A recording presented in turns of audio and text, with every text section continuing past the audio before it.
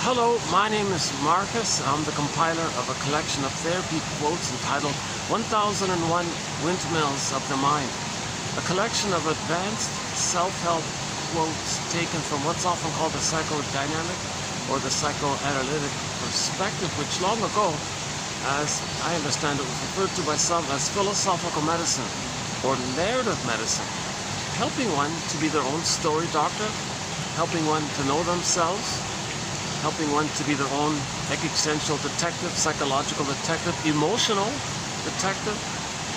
I feel therefore I am our sense of self-detective. Where are we? Who are we? Where are we kind of thing. And that's the issue with trauma. So what we're talking about here is a thing called attachment trauma.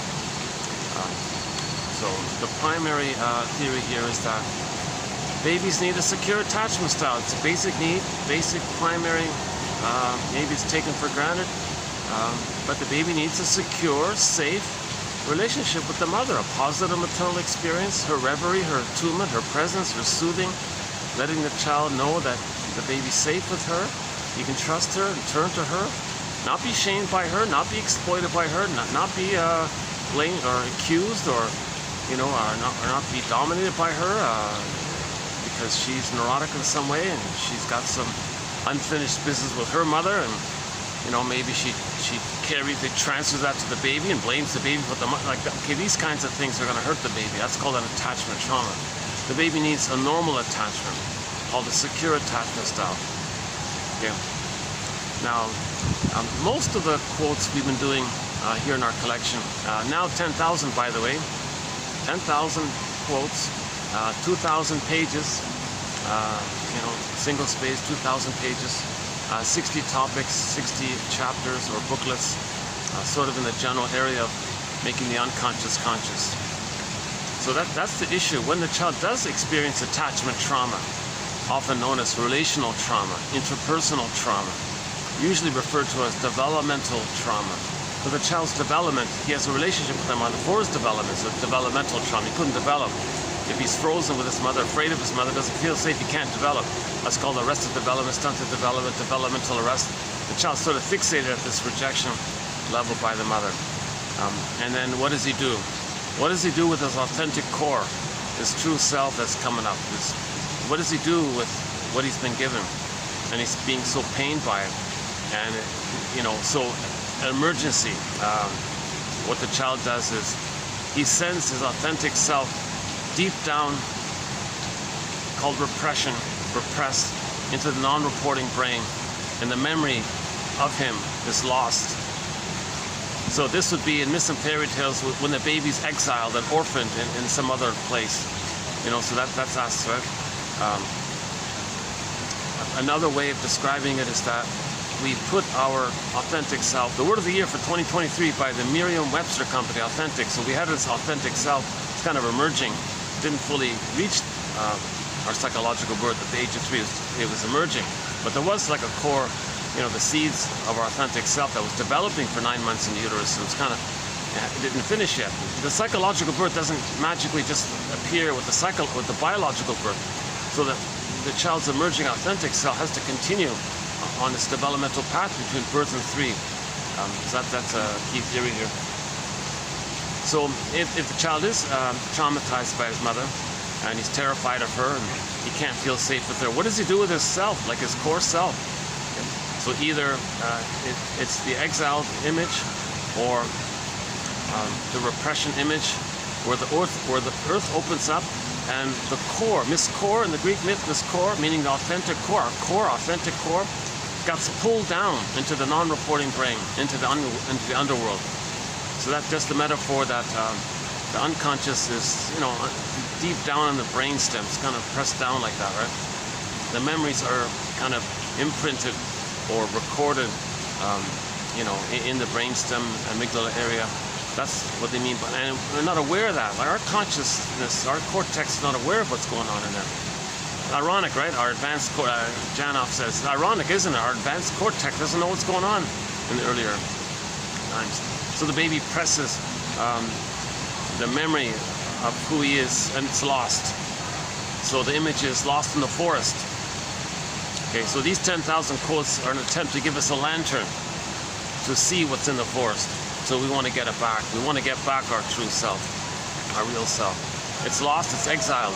Another way to describe this repression is that we put our authentic self and put it into cold storage. So it's frozen. Metaphor for the emotion, or petrification, like scared stiff kind of thing. And sometimes the juices can't flow. So often in myths and fairy tales, they describe trauma as when a character that's a personification of a person's embodiment turns to a statue. So Echo becomes a statue in the Narcissus myth. Okay, the Faithful John character in the Grimm's tale, Faithful John, he becomes a statue. Okay, another common one is the Velveteen Rabbit story. Right? The rabbit was saying, I want to be real, I want to be real. Similar to another metaphor for trauma is that woodcutter guy, the carpenter guy, who took a block of wood and carved out this little boy toy and was praying for this toy to come to life. So that's, again, in trauma, we might not feel fully alive and vibrant and real. So we don't feel real and alive, petrified, frozen, turned to stone. Sometimes, okay, so our true self gets put into, sometimes called emotional hypothermia, emotional coma, emotional catatonia. So this authenticness of us, it's kind of lost, frozen, turned to stone, and then we feel unreal, okay, now Emily Dickinson, there's a pain so utter by this. That's a pain so utter. Okay. With trauma, that's a pain so utter. Okay, so the response as a defense, part A, the defense is, we'll hide the core self, freeze it, cold storage, numb, petrified, turns to a statue. It's there, but it's not alive anymore. It's not really animated, right? So we feel unanimated. We don't feel disconnected. We feel disconnected from ourselves. Okay, so there's a pain so utter. It swallows substance up. Our core substance kind of gets pressed down like that. Okay, Earth opens up, his core gets yanked down into the unconscious, right? Yeah, so in the unconscious, what's the backdrop? The hell scene, that's a metaphor for the emotion of shame. The baby feels immense shame. Shame is linked to identity. He doesn't get his needs met for his identity. So his identity was rejected, he feels immense shame by it. That's the hell scene. And the yanking down image is that the baby makes an image of his mother as a monster that did that. That could be the guy with the horns. Now the mother's not that dangerous, but you gotta take it from the baby's reality, from the baby's experience. He's enraged, he can't know that. He thinks the mother's enraged, he projects all the time. Babies are projecting like crazy. If they're enraged, mother's enraged. If they got needs to take, mother's a hungry, voracious wolf. But the baby was desperate and hungry. No, the mother's desperate and hungry. So he creates an image. And in my theory about the horns, maybe originally with the flames, like shame and anger. So usually the storytellers would do the flames thing. So if the baby looks in his mother's eyes and thinks the mother's enraged, the baby's enraged, but thinks the mother's enraged, we don't see reality when we're filled with emotion and needs and wishes. We project and then maybe the two flames from the mother's eyes kind of correspond to like the horns on the bull image, right? The guy with the horns. So, but originally it's the flames, and then it's condensation. He condenses it. So in other words, the baby's trying to nurse. He's being rejected somehow. Maybe the plastic ball or whatever. And he sees mother's eyes as not being loving, and then he's enraged, so mother's enraged, and it kind of blurs it all up. Maybe that's the guy with the horns who pulls down the core into the underworld, and the backdrop is the shame. Again, myths and fairy tales are metaphors for inner dynamics, are true on the inside. So in myths and fairy tales, if there's an image of an underworld, like a hell thing, that's a metaphor for the emotion of shame. Shame is this burning, biting feeling. That's shame. So that's all it is. Myths and fairy tales are metaphors or symbols for inner dynamics. They're true on the inside, treated like dreams, soul stories, like dreams. Every character in the myth or fairy tale represents a personified expression of some inner element.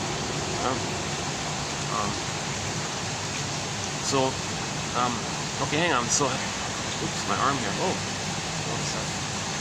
Yeah, I'm back. I think is my 6th time here. Yeah. That's great. I got a late start here today. It's already past 3. It gets dark here pretty quickly. Dinner crowd comes in sort of like around 6-ish. So I think I'm gonna maybe switch up the order here a little bit. I want to make sure I get the quotes in. So usually I do like an introduction of some of the main points about trauma, repetition, compulsion we're trying to heal. and then the personality patterns and developmental theory, object relations theory, the blueprint recreate, and then we're trying to change it by repeating. I try to cover some of the basics, and it takes me like at least an hour to kind of at least touch on some of it. I think what I'll do this time is, I want to make sure I get the quotes in, so I thought I might just start with the quotes first and see how it goes then, and then afterwards, and maybe I'll backtrack and include some of the more fundamental points here. But let's get the basic identity here. What are we basically talking about? What are we talking about here?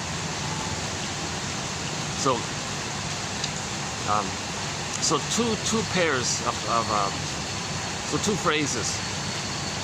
In general, if the baby has this embodiment, there's going to be a natural animating expression of it.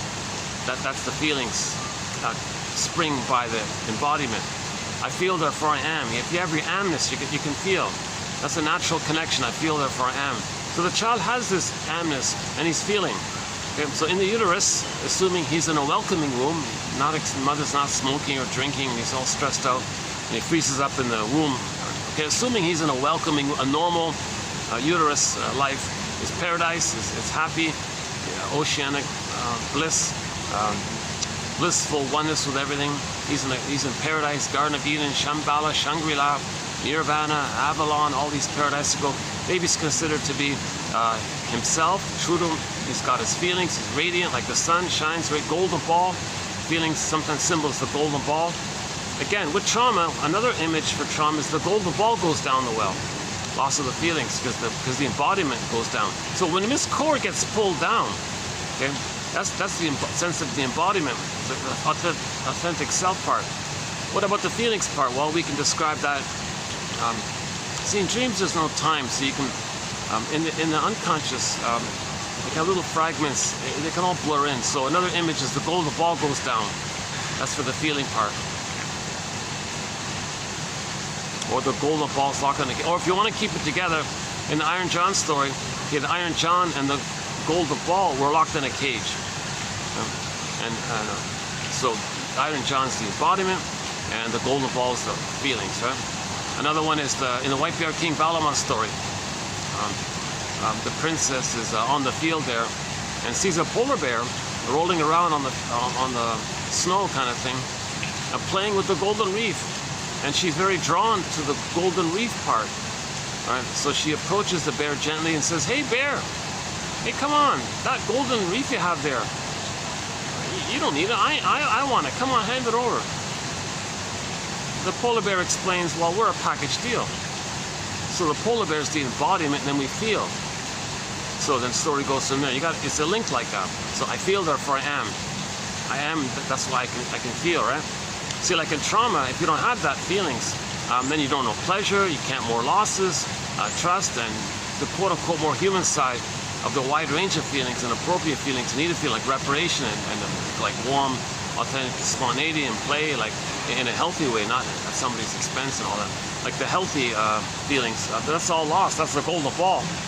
So a quick image for this, by the way, is the Disney film, the 2015 Disney film called Inside Out.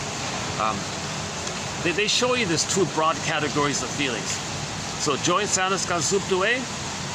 Okay, that's related to the feeling self, and I feel therefore I am this self, or psychological self, or ontological self. That's sort of like the natural state of affairs.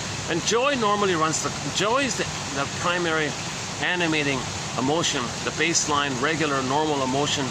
The normal condition is that joy runs the console, and the variations of joy that it can take. And then, joy can step aside and let sadness run the console to admit a loss. So and then if there's a mistake, you feel sad, and then you make reparation, and joy can come back after you celebrate the rupture, repair, and then you have tenderness and affection, and the whole spectrum of the human side of being human. Gratitude is going to be there. There's joy with this gratitude, knowing expressing your uniqueness. And there's like a pleasure in that, not at somebody's expense. That's meaningful. That's loving life, path with heart. So you got the whole normal state of affairs when we have the golden ball and the wide range of feelings, needed feelings, appropriate feelings, aliveness of feelings, and so on. And joy runs the console. So in the Disney film it said that got zooped away. What I just described got all zooped away. It was lost. Joy and sadness, they saw them up the tunnel, they zooped up and went down in some magical other world. That's the unconscious. It's not available to the person. It's repressed. It's repressed. Similar idea. Earth opens up and joy and sadness get pulled down or pulled up and pulled down. Doesn't matter. They go to some other world. And we live in two worlds. And then what was left at the console? Okay, the amygdala, the limbic system. Okay, the stress response. So first the baby wants to flee. That's the flight. The baby would like the stress response. First the baby, if he's scared of his mother, he'd like to flee. That's the fear character. But where's the baby going to go? How is he going to flee? No motor skills. Can't ask for help. He can't really go anywhere. He doesn't have much mobility. He can't really flee. So he's sort of backed in a corner, so to speak. Now we're in the survival mode, right? With trauma, people aren't going to be interested in trust and love and play and creativity and thinking clearly and reasonably and doing something. They're not thinking in that. They're just in survival mode. So the fear part can't save the person by running, because the baby can't run away from. He can't hop out of the crib and run away, or kind of thing. Or leave the hospital if he's being hurt in the hospital, or he can't run, so he's backed in a corner. So then it goes over to anger. Now he's enraged and angry and all this. So that's the response to when joy and sadness got zooped away. Now why did joy and sadness get zooped away? Okay, another link. F and N, feelings and needs. The needs were for a secure attachment for the identity. Okay? So if the needs are met, we're going to feel pleasant. So F and N are linked. So when joy and sadness got zooped away, because the needs for the identity didn't get met. So the needs for a secure attachment style weren't met. So joy and sadness got zooped away, and then anger's at the console. Or another way of saying it is, anger's there because the needs for a secure attachment style weren't met. I think Mr. Rosenberg's main kind of slogan was, anger is an expression of unmet needs. Alisa Horner adds a little bit to it. She talked about some self-help guru scam thing. People paid all this money to go to some workshop, I don't know. And they said, okay, here, beat the pillow. But Alisa Horner was saying, it's about, you want to heal, you got to be conscious, not just act out and hit the pillow. Come on. Why are you angry? Well, the feelings, joy and sadness was zooped away. Why? Because the needs, F and N, feelings and needs. So, now those needs for secure attachment stuff. So anger is about attachment. The issue of anger, anybody's angry all the time, whatever, negative philosophies, negative personality, kind of a negative philosophy, a lot of beliefs or negative beliefs, any kind of anger-based kind of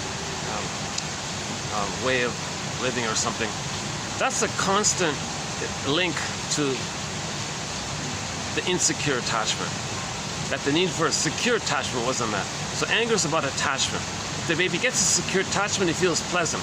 Baby doesn't get a secure attachment, okay, the pleasant feelings are not there. The unpleasant, the anger character. Okay. Discussed in that film was mainly about distaste and smell, mainly about the physiological area, because like in the animals they smell and taste. So it's sort of that kind of primal kind of area. So that's a very good film, by the way, if you haven't seen it. 2015 film called Inside Out. It just shows you the two basic things. But just for that alone right there is worth the whole film. Just to get that image. Joy and sadness get zooped away. What do you see? Anger at the console. That's not normal. We don't want to live in this constant hyper-vigilant anger mode and impulsive and irritable and you can't think properly, you can't see reality. And, you're missing so much. You're missing play and pleasure and trust and love. The anger guy is not going to have any affection or tenderness. He's sadistic and no matter how persuasive he may sound and in his aggression or something.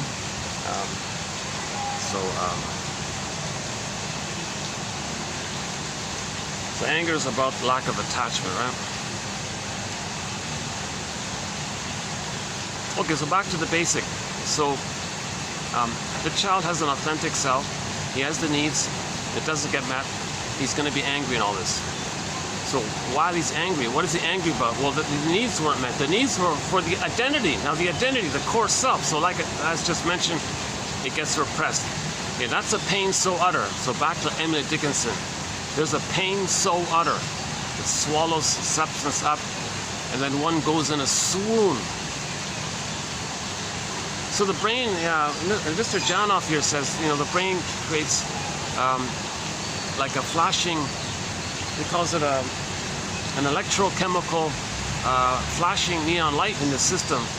It's flashing unloved, unloved, beep, beep, like danger, alert, unloved, unloved, emergency, unloved, unloved, like the baby's not being loved, meaning he's not getting his needs met. He's unloved, unloved, unloved. And the brain says, okay, release endorphins, the swoon, unloved, unloved, swoon, unloved, unloved. So now you got this constant, timeless, infinite, timeless, no time, flashing, okay? And you can think about like the voiceless scream, okay? So Janoff uses the Edward Munch scream painting. The baby's in immense pain, he's screaming. That means he's unloved, he's anger, screaming, fear, scream, abandonment, depression, persecutory anxiety. Oh, the screen painting kind of captures it, right? So that's, or another way of saying it is the neon light. So he's in pain, he's screaming, it's frozen, he can't voice it or something. It's kind of there though in the system, the memory's there. So then the swoon. The swoon is the body's response, like the mercy, numbing endorphins. So, all right, you stub your toe, you feel pain, quickly it blurs over. So he blurs over, right? So if the baby's traumatized, he's going to go in a swoon. He may go his whole life in that swoon.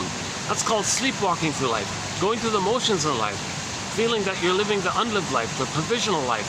When does life begin? I feel like life is passing me by. Life's not supposed to be a dress rehearsal. Something's missing in all this. So that's because his whole life long, there's this neon flashing light. Unloved, unloved, unloved, swoon, unloved, swoon. Imagine that. So yesterday's video, I was experimenting with Janoff's idea.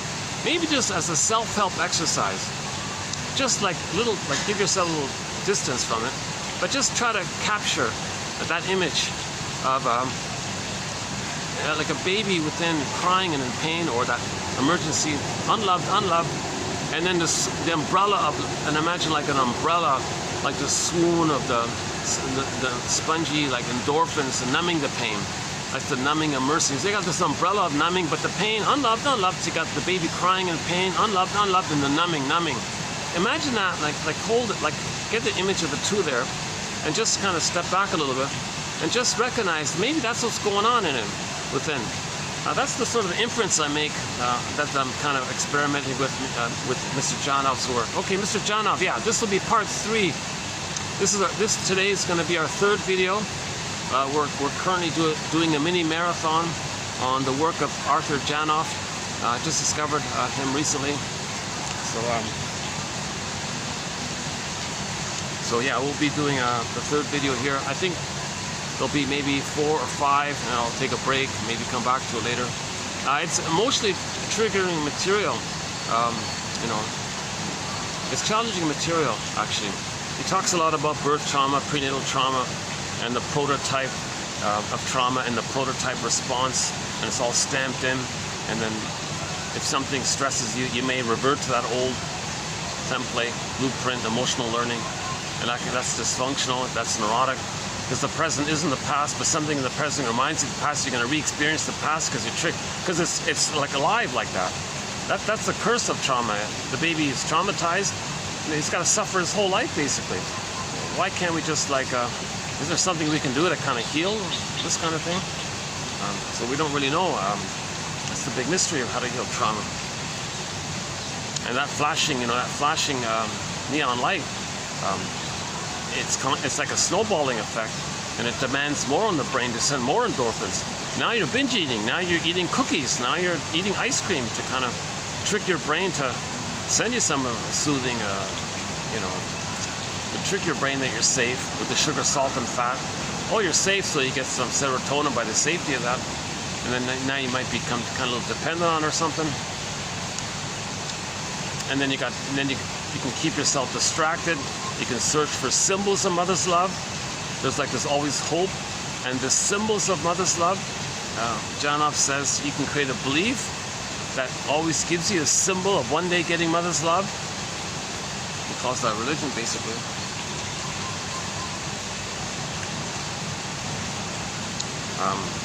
Hence the idea of the famous expression. So whenever we make reference to religion, we're only talking about when religion is being used as a tool of the pillage and the plunder system. I never talk, not once, I'm never talking about religion in the context of those who are victimized by the pillage and the plunder. Yeah, a sad story. As we film this video, as we speak, you know, the pillaging is taking place as we speak. 2.3 million people are being terrorized to leave their land because the land wants to be stolen, and they have no place to go. They were already placed in poverty to begin with. So they're terrorizing these people. Get out! We want your land. Go away! Go away! And apparently this morning I heard they want to send them to the middle of Africa, the poorest, the most impoverished, poorest part of Africa, some central Congo, and then they're not gonna make it. So it is a cruel thing to do. And these people, where are they gonna go? Well, get out! We want your land, and to motivate people to leave their own land. They've, in the process of trying to scare them, they've murdered 20,000 to 30,000 people. Look, we just mass murdered them in vicious, cold blood. Doesn't that motivate you? 2.3 million? We just murdered 20,000 of you. Come on! And they're making their home uninhabitable. They're wrecking all the buildings and the hospitals. So 90% of the homes are already destroyed. 90% of them are already homeless, impoverished refugees, trying to get them to leave. So they stole the pillage and the plunder, right? Now religion, those doing it, religion is actually kind of helping to create it, because the religion of the pillage and the plunder is, if the religion says traumatize the baby, those babies will have a memory of some frightening thing hurting them, of something, some entity, the mother or whoever did it, hurting them. They identify with the aggressor, and we repeat with the fantasy that we can change it. So if the religion says traumatize the baby, okay, so for example the notorious CIRC thing, that's immediate trauma. If you go to the Janov interview from the Radio Curious program, they talk a little bit about it there. Of course that's trauma, but the religion says do it. Religion says traumatize the babies, they'll have an image of some violent thing that hurt them. They identify with that, that's their mother, and they're loyal to it. Now they repeat, okay? So to stay loyal to the mother who did that to them, they see innocent others, okay? And they repeat what happens to them. So when the baby is traumatized by the religion, okay, in effect the child's soul castle, his embodiment, remember his core gets pulled down. That's kind of another way of saying it is we live in a psychic house called the soul castle. So the child's inner land, his soul, his inner land got stolen, okay, plundered, pillaged. He felt impoverished in all this. Mother didn't care, okay. Mother short-sold the baby, mother exploited it, used her power and all this. So this was done emotionally, with the emotional trauma and physical trauma in the case of the CIRC thing. But Janov says when there's trauma, the brain can't tell where it's coming from. So the religion says do that. Religion says traumatize the babies. That's a tool of the plunder system. Make these babies very desperate, very angry, so that they forget about themselves.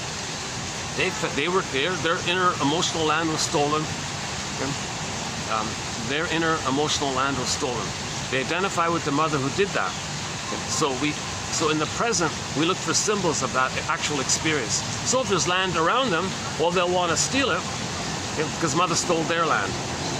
This is a mechanism known as repetition compulsion. We repeat what happens to us symbolically, but it's very hurtful, of course, to be loyal to the mother who did that to us. Attachment theory. How does the baby attach to a mother when the mother hurts him? He identifies with her and treats others the way his mother treated him. Okay, so we got a whole thing called the 48 Symptoms of Home Trauma, because that's a 2-hour video. I'm not going to do it here today, but I guess a little bit started to touch on it. The most recent run-through of the list is in part 3 of 3. If you go to part 3 of 3, video 2725, the lengthy one. It's a 7.5-hour video. It took me that long to run through the list. Basically, I needed time to build up the basics. I ran through the list, kind of thing. So it's a huge issue. So But in conclusion, whenever there's a reference, because in this video, John Off does make a reference to religion here, in one of our threads. But again, we're only talking about religion in the context of when it's being used as a tool of the pillage and the plunder. Eh? So if religion says they'll traumatize the babies, that'll make them, they'll feel that their emotional soul land was stolen, then they'll steal other people's land. And that's what's kind of happening. It's a cruel, it's a oh, there's our two birds there.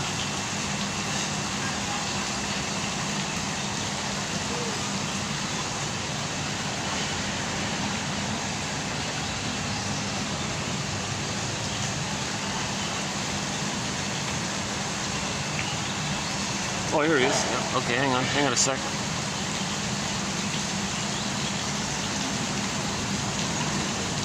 Yeah, I've been calling that white one there Charlie, because when I first came here, I was talking about a sitcom called the Danny Thomas Show, featuring his buddy there, Charlie. So I thought, well, let's call him Charlie then. I haven't given the other one a name yet, but we'll get to it. Yeah. Yeah, yesterday was kind of cool. He was flapping his wings. He opened up his wings.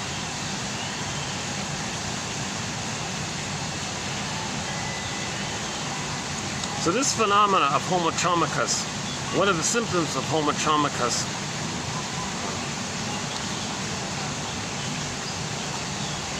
is that we accidentally traumatize ourselves. And when there's trauma, we repeat. But when we repeat, we're psychotic in it. Okay, I need to include something here. So Paul Libby Russell, TQ 2119, says that when there's trauma, we repeat. So what does that mean? The baby's in pain, right? Screaming, unloved, he's in pain. That's pain. Psychic pain, emotional pain. Although it's numbed over, he's still in pain. Shall I compare thee to an onion?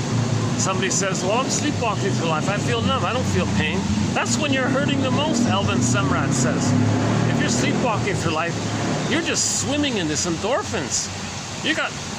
That's because the pain's there. That sleepwalking feeling, or that living in a trance kind of feeling, just going through the motions of life feeling, that's because that's in response to the blinking light, the chemical light. This is that one here again. This is the first one, so 45. So here's a quote from TQ 2745, a good quote here. With love deprivation, the system, the body-mind system, remains continually under stress because there is an electrochemical sign inside that flashes unloved on and off. That sign gives a string of orders. Okay, secrete this chemical, secrete this hormone, stop this one, stop that, reduce this one, increase, etc. These deviations are the compensating mechanisms. Now, the natural order of things is love. The lack of love is unfulfilled need that sets off the alarm. So when that alarm is going off, unloved, unloved, unloved, that's alarm, right? Unloved. So the response is the swoon, the swoon, the swoon. So the pain is still there. The organism is in pain. Now in nature, something's wounded, we're trying to heal. So how do we heal? How do humans heal? When body-mind connection, psychological wound, mind, body, it's together, mysteriously between mind and body, and we're wounded. Our brain chemistry, we shouldn't be sleepwalking through that. It's a sign of being wounded. But in nature, when something's wounded, if that bird over there is wounded, he'll try to do something to heal himself.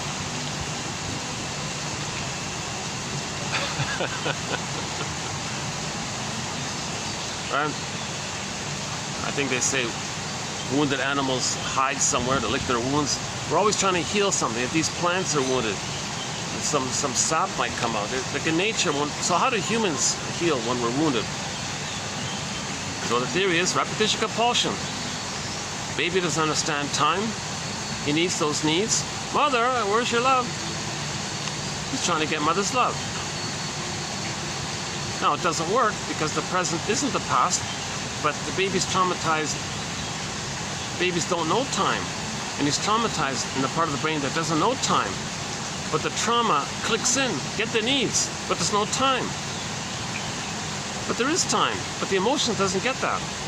So in the present, we transfer the past into the present. So the present is sometimes called the presenting past. We transfer the past into the present. In the present, we recreate and relive the actual interaction with the mother that caused that, hoping that if we relive it in the present, maybe it can somehow change the past. Nonsense, right? So that's the confusing thing. On the positive side, we recreate that dynamic that we had with the mother, with others in the present, as a symbol, like a staging, to know what happened in the past. So Bergler has a very good metaphor for this. Everything's love or a cry for love. So the baby's gonna cry for love. Unloved, he's crying for love. Try to heal. Trying to heal. Need mother's love. Crying for love. Imagine a 45 disc record. Those 45, those old vinyl disc records, they only had one song, the 45, one song. Let's say side B is the same song as side A, or on side B there are no grooves on the back. Just one song. Let's call it the cry for love. It's the relational memory. Memories are relational. Memories are relational. Self, mother, feeling, relational. Two people, baby, mother, pain. That's a relational memory. Baby cried for love. Mother was misattuned, malattuned, not around, confused, didn't want to be a mother. She felt interrupted in her life. Whatever was going on, she wasn't able to provide. If the baby's removed, that'll do it. There's a whole list of reasons why a mother's going to lose the rapport with the baby, and then the baby can't feel seen and loved by the mother. So he feels rejected and shamed by the mother. Baby had a need, mother shamed. So baby was shamed by the shaming mother. And keep it short. That's a record. It's pressed on this 45 record. This memory. Baby cried, mother, I need your love. Shamed. Ouch. Conflict. Still need those needs. But the memory is, wait a minute, those needs lead to all that pain. Remember, I don't want that pain, so don't know my needs. But I had those needs. But wait a minute, the pain is there, the wish and the fear. There's a huge conflict. He needs those needs, but he remembers the last time he tried to cry for his needs, he experienced so much pain, went into this swoon kind of thing. But he has those needs. Jesus, so he's in a real dilemma, right? And that's repressed on this 45 record. So this is called neurosis, because we're going to carry that record into the present and see the present, distort the present, in order to replay what caused that problematic, traumatic script on that record. We want to replay that interaction, hoping for a better outcome for the past, to change the past, to undo the past, get the love that was needed in the past. It's neurotic because nothing in the present can be the good breast mother experience that was needed back in the past. No time machines, no morphing machines, nothing or anything in the present can take the person back to the past, change what happened, so he can get the proper memories. He got those painful memories called the traumatic script. Traumatic script, schema, blueprint, working model, okay? So, neurosis is the petrification of the inner conflict that's repressed. So Bergler says, every neurotic is a music enthusiast, but he only has this 145 record. He carries it with him everywhere he goes. Every time he sees a turntable with never-ending fiery ardor, the compulsion, he spins off that tune. He plays that tune. He plays that tune, meaning in the present, he's going to play that tune. He's going to create like a staging thing. Okay, so either he'll play the shaming mother and find others to play him and treat them the way his mother treated him. That's playing the record. That's sort of the identification with the aggressor way. So the person can play the active, aggressive mother one. Or the more benign one is in the new situation, they play themselves and just expect others to reject them. So they're just replaying the thing, staging it in the present, hoping that they're still in the past and they can get a better outcome. And there's the whole irony. The pain causes the repetition compulsion. So the pain did take place. You can't erase what happened. The history took place. It's there. But the brain doesn't understand time. So it's still looking for the love. Get it? Like it's an interesting theory. Paul Libby-Russell, 21:19 to 29. Now that's sort of a key pillar or quote in our collection by Paul Libby-Russell. His essays on the topic have won a Golden Windmills of the Mind Award. His 5 essays there. And I've plucked out the best quotes from those essays, starting at 2119. Now, here's the thing. On that record, the baby was the passive victim, and the mother was the active aggressor. So on that relational unit, that constellation, that psychic constellation of the self and the other, even though it's blurred, even though it's meshed, it's the aggressive mother and the shamed victim. So if the baby's traumatized, here's the theory, before 18 months of age, if he's so overwhelmed and traumatized before 18 months, he's going to go through life seeing his shamed self into others, imagining that his unloved self, others will be the unloved him. Because that's called projection. He doesn't want to admit the inferiority complex. He doesn't want to admit the emotional masochism. He doesn't want to admit that kind of pain. So as a trick to not feel it, it's still there, but the trick is to not feel it. The trick is, well, others are no good. Others are shamed. Others are unlovable. Others are unloved. Others are defective. Whatever. So, what has he got left? What does the person have left if they have no self-identity? If their wounded true self frozen up and rejected, others are no good, others are... So what has he got left? He regresses, so 2 parts. He regresses and reverts back to the once upon a time archaic image that he had of himself, that when he was in the uterus, he was on the throne. He thought he was a king or a god. He thought infantile megalomania.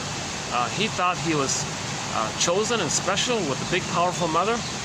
He thought he was special and loved by the grand, powerful mother, and he's one with this. So it's called. He called it. What was it again? The feeling. Oh, the blissful oneness. He was in a blissful oneness with the mother, and the power of the mother is his power, and the mother's there for him, serving him, taking just for him, and it's only him in there. And so he's on the throne. His Majesty, the baby kind of thing. So he reverts to that. He searches for that. He thinks that's him. And he searches for it. So that's why he's always searching for that status where he's so-called superiority complex. So fame, prestige, power, glory, these kind of high status things that he believes can symbolically fit in to him thinking he's a little god, about like the most important thing in the world, whatever, called narcissism. And it's addictive, of course, because the baby is in oceanic bliss with the mother. That bliss, that oceanic blissful feeling, the baby has a kind of some version of baby ecstasy or something, some kind of baby blissful state.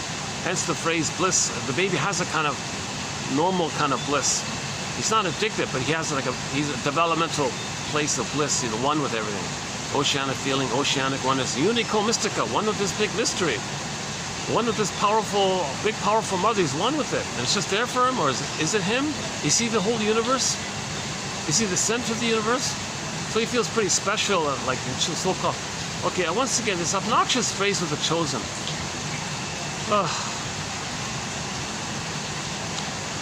Okay, it's in the pathological use. You're talking about trauma before 18 months because you're reverting to that place where you felt so special and you say you're chosen.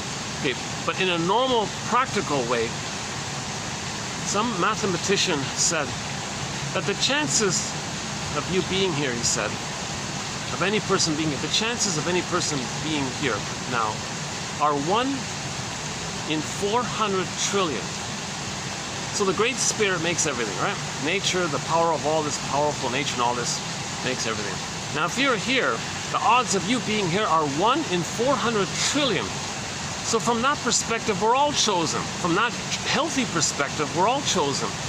We're all valuable and unique, and the Great Spirit likes everyone to be unique. Every bird's a little unique. Every leaf on that stem, on the fern is unique. Everything's unique like this. Every cat's unique. Everything in nature has a little uniqueness like this, right? The Great Spirit likes that. Now, if you're here and you're unique, and the odds of you being here are 1 in 400 trillion, well, then you're all chosen by nature. Like, we're all chosen by the Great Spirit nature. So that's like a healthy, maybe normal way to say that we're chosen. But if someone says, oh, no, I'm chosen. Okay, whoa. Okay, that's severe trauma where you're regressing to the archaic, psychotic belief that in the uterus you were a little god and you were chosen with mother. So you're searching for that kind of fame, glory, infantile megalomania, egocentricity. And to fuel that, you say others are no good. So your inferiority complex of being unloved, you say others are no good. You revert to the time when you're on the throne and say, I'm okay. So a shortcut would be, well, I'm okay, you're not okay.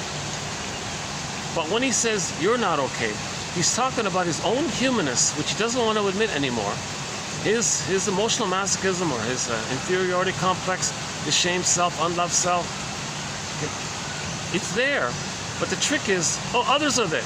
Others are it. Others are no good.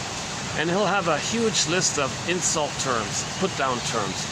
A massive dictionary of put-down terms. And he probably memorized them. Oh, they're this and they're that, and they're no good this, they're no, you fill in the blank. You're such a this, you're such a that. So he's always, in his lifelong, endless demand to look for feet of clay, right? Like something wrong. Oh, you see, you're wrong. You're no good. It's just relentless like this. Because that relentless put-down humor, shaming humor, cynical humor, sardonic humor, this put-down, sadistic humor, a lot of this humiliation humor, verbal abuse humor, all this aggressive, emotional abusive kind of talk and all this. That means if he can deny that in himself, he can project that, what he's saying about others, that's in him. He's talking about himself, but he says others are as a trick to not feel it's within. So if somebody, let's say somebody with a narcissistic personality pattern or the bully personality pattern wants to, oh, you're this and you're that, you're no good. Well, he's talking about himself. He needs to say that to not feel that it's within. It's called projection. Then he can regress to the time in the uterus when he was on the throne and felt special and all this. So as a shortcut, we can say, well, I'm okay, you're not okay. So he's playing infantile God and rejects the humanness. So when he sees humanness, vulnerability, feelings, tenderness, trust, oh, you're an idiot, you're a shame, he puts it all down with all that, with all those dictionary terms. Yeah? And he's just addicted to playing God, infantile God. So he's special, he's a God. I'm so superior, and you humanness, you're no good humanism. So he has this kind of he's rejecting his own humanness. Now religion can contribute to this. So Janif was saying that obnoxious, barbaric, savage, cruel thing from long ago of the CIRC, that's immediate trauma. That's, the baby's so trusting. He has this impulse to take in what his mother gives him. If he's stressed out in the uterus, if he has birth trauma, if he couldn't breathe properly in the canal or something, and he needs mother's love to fix all this. But if he's removed, put on a scale, and then somebody hurts him like that, okay, whoa, then all that about him, he can never admit that pain, that defectiveness. The religion created that, right? And then so others will have that, deny it with him. Now he's deeply invested, and he'll create a belief system from that pain. The belief system comes from the pain. Most belief systems mask the pain. So if the belief system is, well, I'm okay, you're not okay, that masks his pain. And that's why they're resistant to question. What about, aren't we all family like this? Aren't we all people? They're going to rage because you're questioning their survival mechanism to not feel the pain. So they'll be very angry, because you're questioning the only thing they have to not feel the pain. So babies shouldn't be traumatized, but religion says, no, traumatize the baby. So religion is a tool of the political plunder. Back, and this all started 10,000 years ago and there's a theory about how that all started. Again, 2725, part 3 of 3. It's a 7 hour, 30 minute and 12 second video, that one there. I think that's the most recent run through of it. Not perfect, work in progress, about, but we're getting there, I think. So, trauma before 18 months leads to one of the stinger personality patterns, because they identify with the aggressor. So, part A is his humanness, he rejects it. Trust, sensitivity, feeling, oh yeah, they hate weakness, right? They hate trust, they hate signs of emotion. You're human, they hate humanness. It's all rejected. Others show signs of humanness, vulnerability, feeling they hurt or needed something, dependency, trust, depend. Oh, whoa, vulnerability, any kind of anxiety or show signs of, oh my God, they hated it instantly because it was so hated in them. Now, attachment theory. The baby has to have some kind of sense of being connected to the mother. But what was the mother? The mother was this violent, from the baby's perspective, especially if the CIRC brutal procedure was inflicted. The mother was seen as a very dangerous, violent character. Usually it's just a bad witch, or the boar queen who gobbles up people, or a hungry wolf that eats the people, usually stuff. But this, with this, now you're getting to see even more threatening like this, right? So what does he do? How do you bond to a monster? Like the baby's going to make his mother as a frightening monster. His rage he projects, his greed and oral greed he projects, and then and the rage of what happens to him he projects. And what did she do to him? I don't know what kind of images, what kind of violent images he's creating. So how does he attach to that? Imitates her. That's as close as he can get. He thinks if he imitates her, he's being loyal to her, and imitating her is his connection to her. Plus, if he's imitating her, the behind point is the false belief that he thinks he can save her. Imitating the mother, acting like her, treating others badly the way she treated him. That's the positive intention is he may think from the baby's delusion that he's trying to save her. So back up a sec. When the baby's nursing, mother, I need love. And the mother might say, sorry baby, I don't have it. Everything's love or a cry for love. Oh mother, so you don't have love. That means you're crying for love. Oh, I see. Well, don't worry, mother. I'll save you. I'm magic man. I'm a little god. I'll save you. You're crying for love. I'll give you the love. What did you need, mother? The mother might say, well, when I was a baby, I needed a maternal positive response to me when I was a baby. Well, mother, we're already fused and we're one. We're already like we're one already. I'll just play that mother that you needed. So what does the mother do for you again, mother? Well, she sees me and responds to me, and we're one like this, and she knows me and she's there for me. Well, I can do that. What if I just do everything you do? That's kind of like that, right? It doesn't work like that, baby. But mother, I gotta try to save you, so let me try. I have to save you, plus I really want you to be healed so you can love me, so I can know myself, so I gotta try to save you. The baby thinks he's gonna be loyal to her, imitate her, trying to save her. It doesn't work, it's nonsense. No baby can correct a traumatized mother and make her be a loving mother. It's not the baby's job to try to save the mother. This is all nonsense, but the baby has magical thinking. He thinks he's a little god, he's gonna try to do it. And that's his connection to the mother. So another key pillar quote here is Morton Keysen, 2291 and 2. Why am I talking so loudly today? Hold on a second.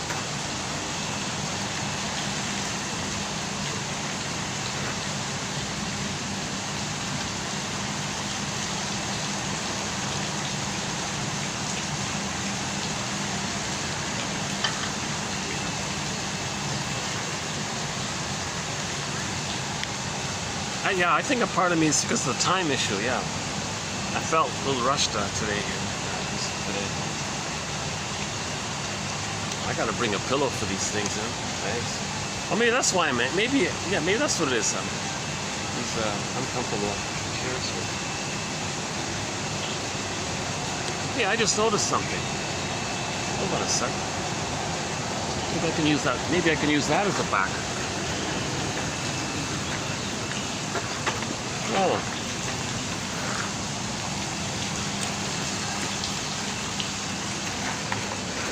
Does that work? Oh, that's much better. Oh my God. Why didn't I think of that before?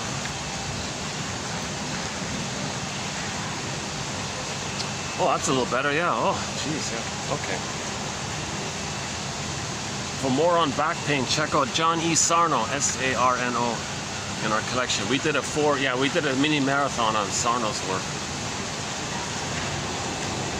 His main theory is that physical symptoms serve as a distraction from your emotional pain.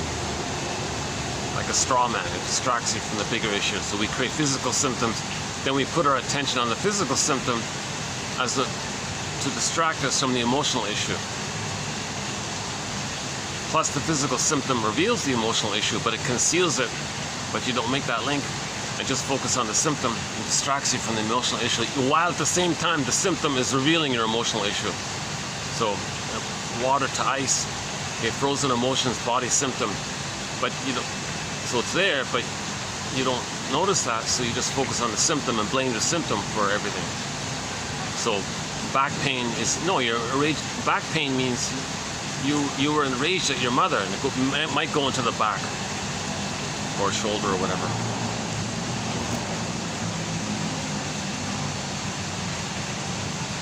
Let me check the time here.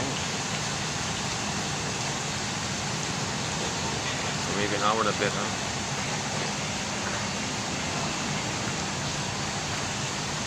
Yeah, let's finish up this point here, sort of in the middle of it, right?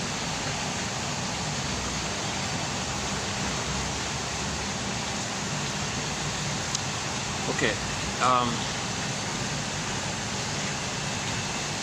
Identification with the aggressor. The more the mother's love is unavailable, okay,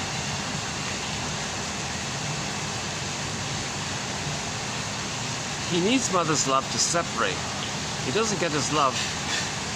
It's called adhesive identification. He sticks to her, clinging to her, also known as identification with the aggressor. Fused with her, imitates her, rejects himself. So the baby needs enough love to feel safe, to separate, know himself, and have self-concept as being distinct from the other because in the beginning it's all fused up, right? It's all meshed up, fused up. If he feels safe, he can hatch out psychologically.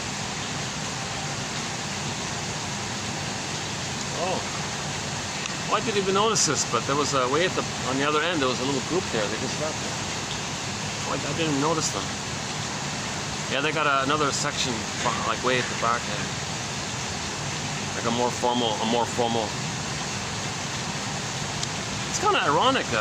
This is a nice little spot. I'm in the corner. Got the nice little view here. This place is jam-packed at night. This is like a night kind of place. But they open all day, yeah.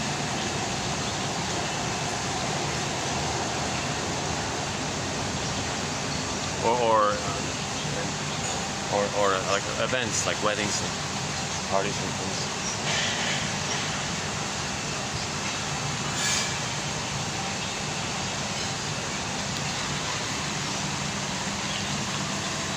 Okay, so I'm getting a little, let me get back on track here. Hold on a second.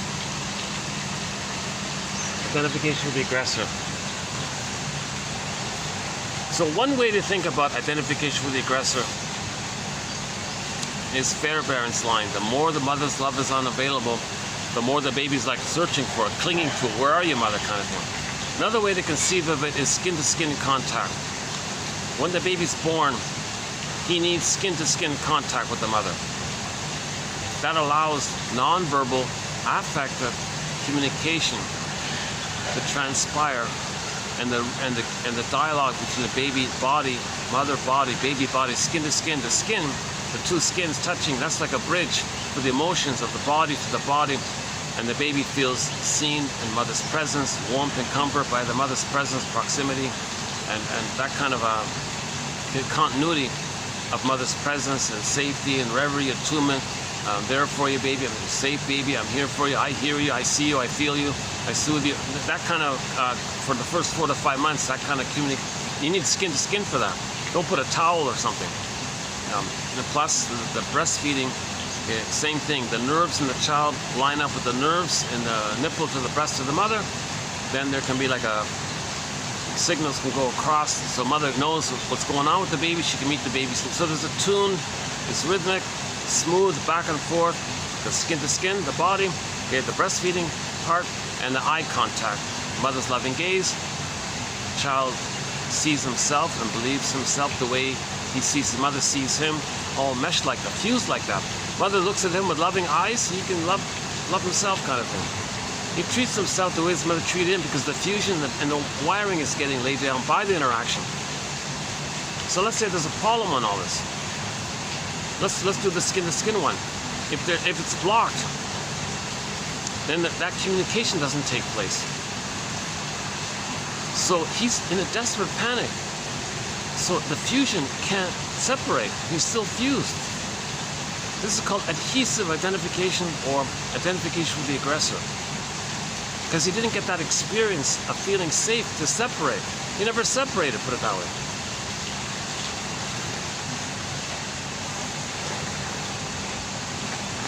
That's a pain. So one part of it is he'll project his unloved self onto others and identify with the aggressor who shamed him by not giving him the love, and the flashing light is going on all the time, and he's in a swoon all the time. So he'll go through life in every new situation. Look at the record, the 45 records that mother shamed him. In every new situation, he's going to play the shaming mother. That's his attachment to her, loyalty to her, attempt to save her, plus he needs an attachment. He's got to imitate her. So he's got to reject himself. The record said mother shamed him. He's going to play the shaming mother who shames himself. Remember the fuse, right? So in the new situation, he's going to play the shaming mother who shames himself. But he sees himself into others. As he's seeing his unloved self onto others, the behavior is he's going to shame others, believing that that's him. He projected himself onto others. So that's why he's singer personality pattern. He's hurting others to replay how the mother hurt him, being loyal to how the mother hurt him. Now, there's a thing called doublethink because of the fusion. When he does hurt other people, or intimidates others, frightens others, or bullying others, whatever, on some level, he's going to be reminded of what the mother did to him.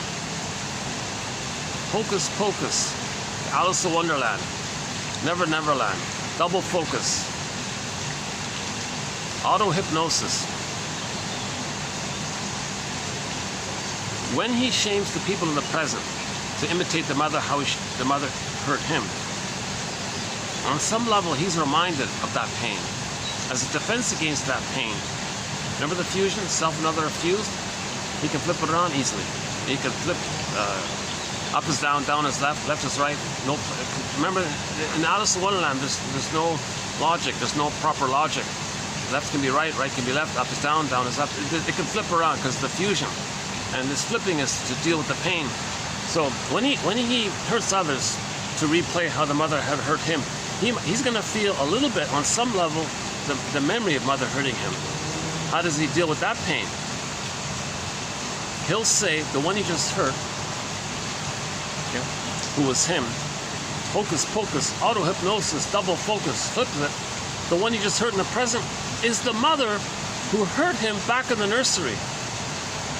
So first he sees the non-threatening substitute other, the innocent other, as his unloved self.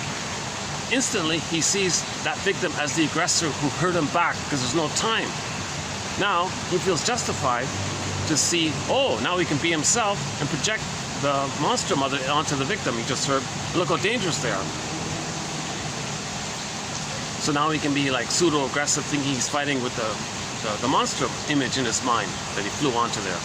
So first he sees himself, acts like the monster mother image, feels badly of the pain of the mother hurting him. Then he says the one he just hurt in the present is the mother who hurt him in the past, and that's why he feels justified to be aggressive towards them. So that's the stinger personality patterns.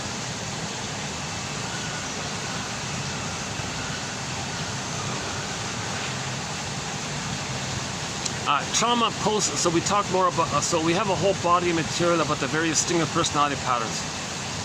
There's a wealth of scapegoating and prejudice, and the slogans, my greed or your greed.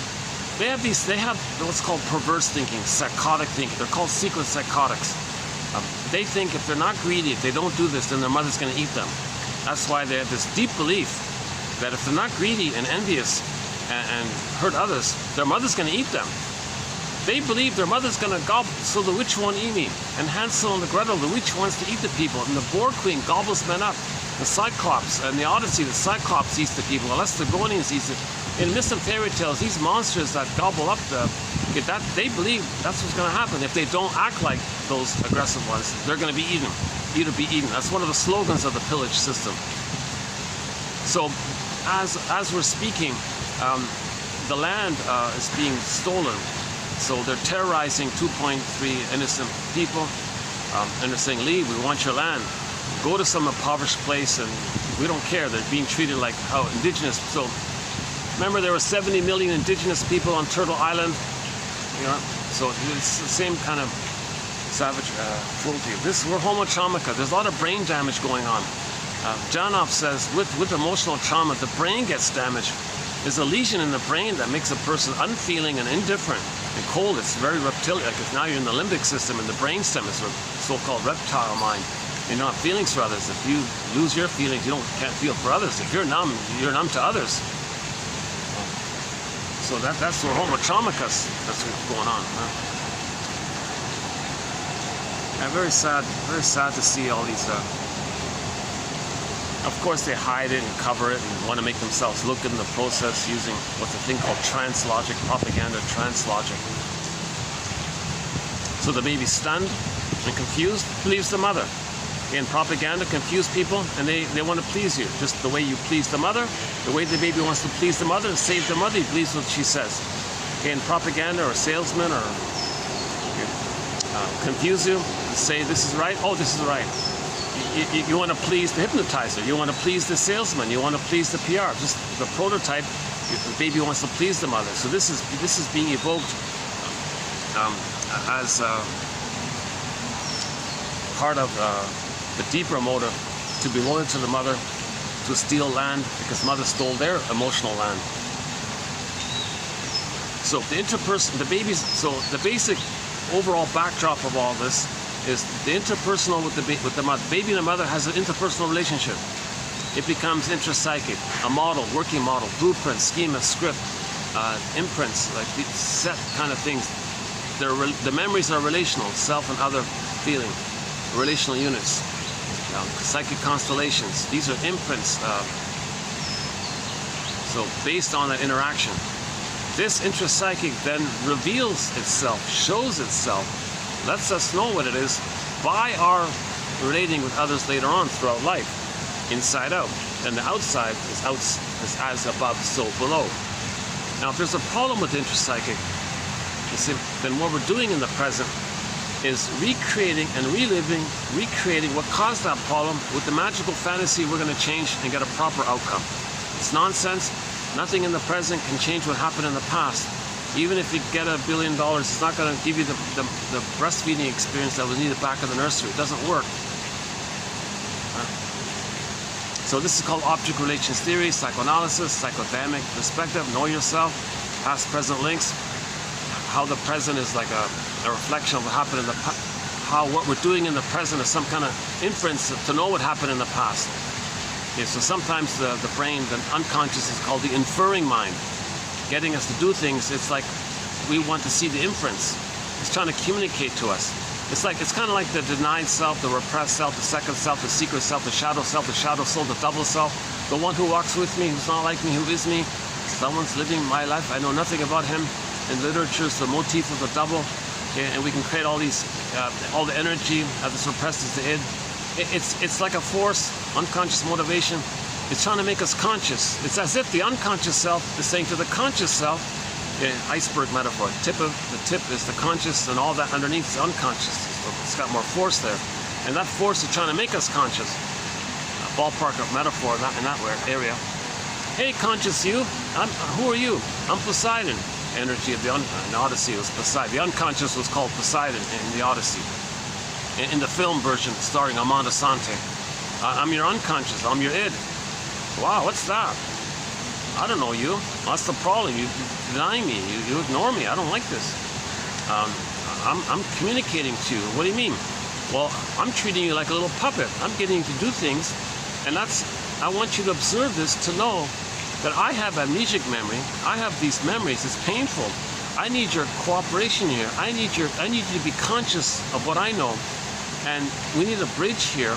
And I want you to be conscious of the unconscious, and my being like a personification or a voice of this unconscious. I'm trying to say to you, hey, you, what you're doing is either A, if it's identification with the aggressor, I want you to know that the negative way you're treating others, that's for you to know how negative your mother treated you. You're treating others in a negative way for you to know that that's how your mother treated you. Can you get it? Come on, be conscious. I'm doing this so you can know how you were treated. So now you know what's going on. Forgive the mother, get some knowledge, that's self-structure and reparenting, get some identity, some feelings so you can heal. Or I'm getting you to just coax others to reject you so you can know your mother rejected you. So the reenactment takes two forms. If the trauma is before 18 months, they're going to be the stinger. If the trauma is post 18 months, but before the psychological birth of 36 months, it's going to be the clinger. Now the clingers are more benign, very childlike, very kind of silly and all this, naive and trusting, but it's human. It's in the human realm. They play themselves. They just expect others to reject them. Either they anticipate the rejection and they create a self-fulfilling prophecy, or coax them to reject them. That's for them to know the mother rejected them. And we have a whole body material of what happens when a clinger marries a stinger. Oh boy. And you know, what if two stingers get married, they scapegoat one of their children. Stingers have a huge scapegoat hunger. Stingers don't make I statements. They don't want vulnerability. Their negativity is a defense against pain. So they don't want to know the truth about the human area. So they have a huge scapegoat hunger. The scapegoats represent their shamed self. So they may scapegoat one of the children. A lot of prejudice comes by the stingers. The clingers, they're on the developmental path to I'm okay, you're okay. Because they maintain the original I'm not okay. Stingers give up on that. They say, you can be not okay. I'll play infantile God. So stingers are just playing infantile God, reject all the humanist area. The quote-unquote more human side of being human. So trust, empathy, care, tenderness, affection. You know, linking your affection with your mate kind. They don't split it up right? Like some fear of tenderness, as a defense against tenderness, there's some kind of regressive thing where they can sexualize things as a defense against affection. So that's why a lot of stingers may have like a mistress or something. I don't use the phrase in pop culture, the Madonna whore complex. Let's just call it the wife mistress, or Wilfred Lay calls it the soulmate and the body mate. There's a lot going on with the stinger personality patterns. The main emotions for the stinger personality patterns are hate, greed, envy, grendy, spite, vindictiveness, schadenfreude, grievance collecting, injustice collecting, Berger calls it. They can't mourn, so they do denial, contempt, and sour grapes. They didn't need you anyways, because they can't mourn, because no identity, no self, no sadness. So they can't mourn. So if there is a loss, well, they need them anyways. So put them down, they feel infantile. They call it a pyrrhic victory. Envy is very pronounced because mother hated their goodness. They identify with the envy breast to have a connection to the mother. The first mother is the breast mother. But if the breast mother's hated their goodness, she's called the envy breast, so they become the envier. So they see goodness, they gotta hate it to feel safe with the mother who hated their goodness. So they're filled with envy. Okay, the greed never works because the yardstick is impossible. Nothing in the present can be the perfect maternal experience that was needed back then. Relentless outrage, relentless entitlement, etc. Okay, and a lot of the songs, we can play. We got a list of songs in that area. Everybody wants to rule the world. No nonsense. Not all babies are traumatized before 18 months, but up till 18 months, the baby rules the world, kind of thing. The world is my oyster. Everything's for him. It's about him. Entitlement and all this. And he doesn't understand time, because the trauma is in a timeless place. So he doesn't want to admit time. So he's 18 forever, or whatever that song is. All these youth songs, never want to grow up. Peter Pan mentality. So the Peer Gyns and the Don Juans and the womanizers and the playboys, this kind of relentless, driven, manic-driven,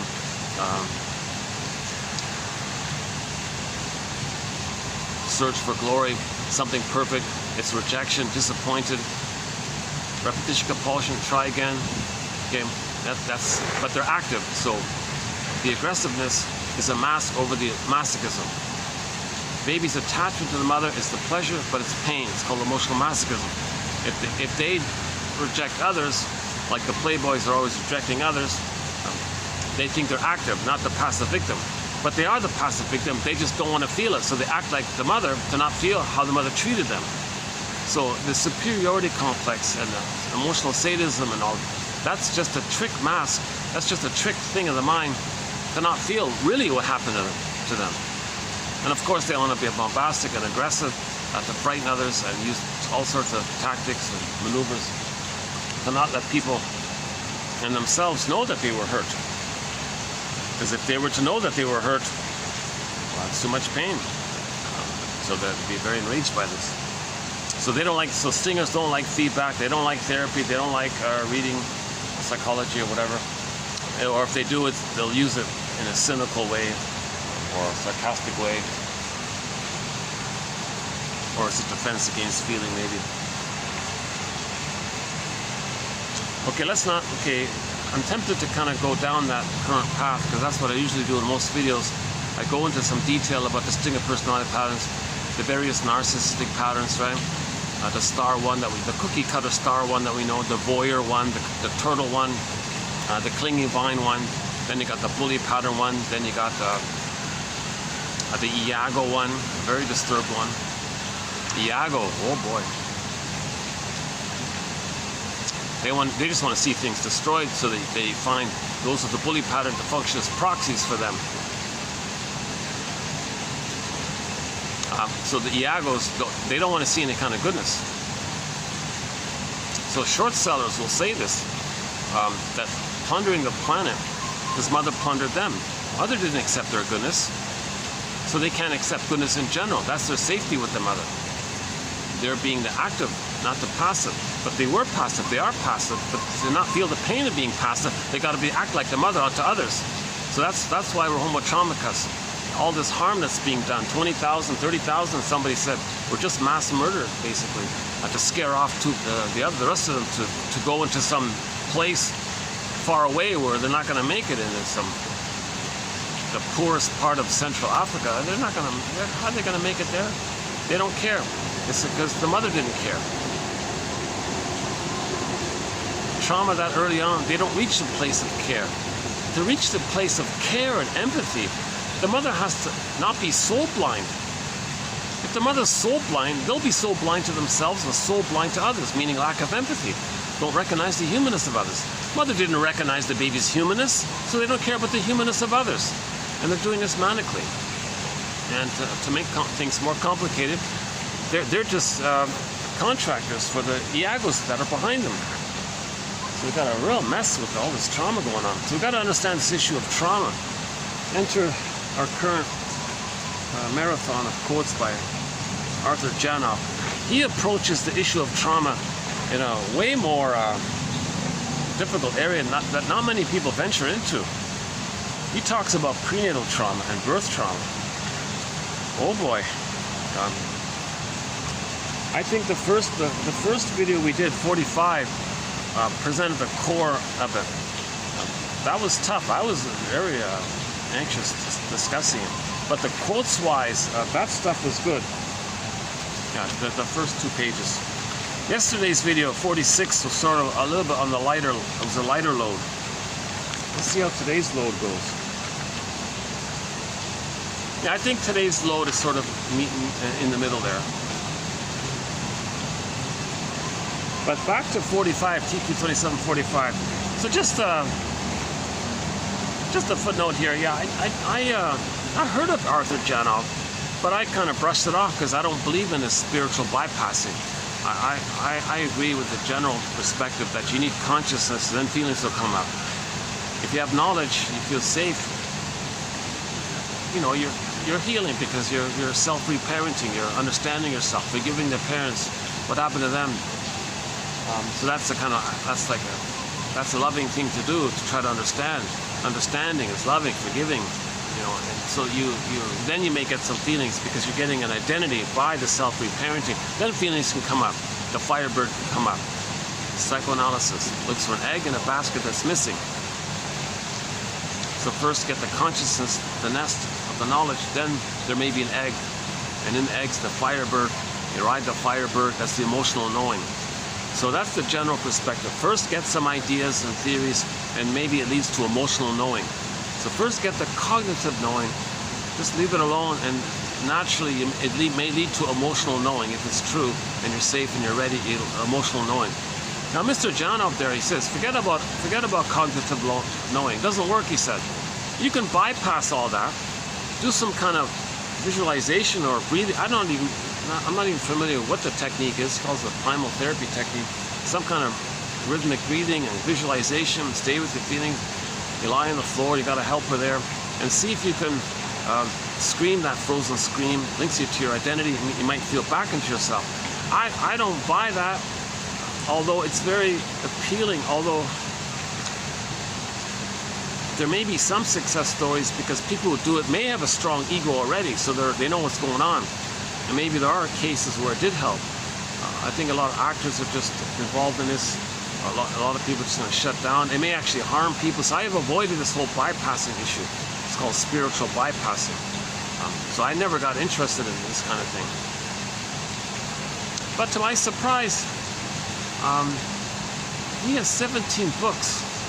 And he includes an immense wealth of research material regarding the brain's response to trauma. So he's extremely knowledgeable, and he's a good, clear writer about trauma. Although I don't care about his technique, I care about the research and the knowledge about trauma. So that's what I'm plucking. So this current marathon on his material is not about the technique. Forget that. I'm not interested in that.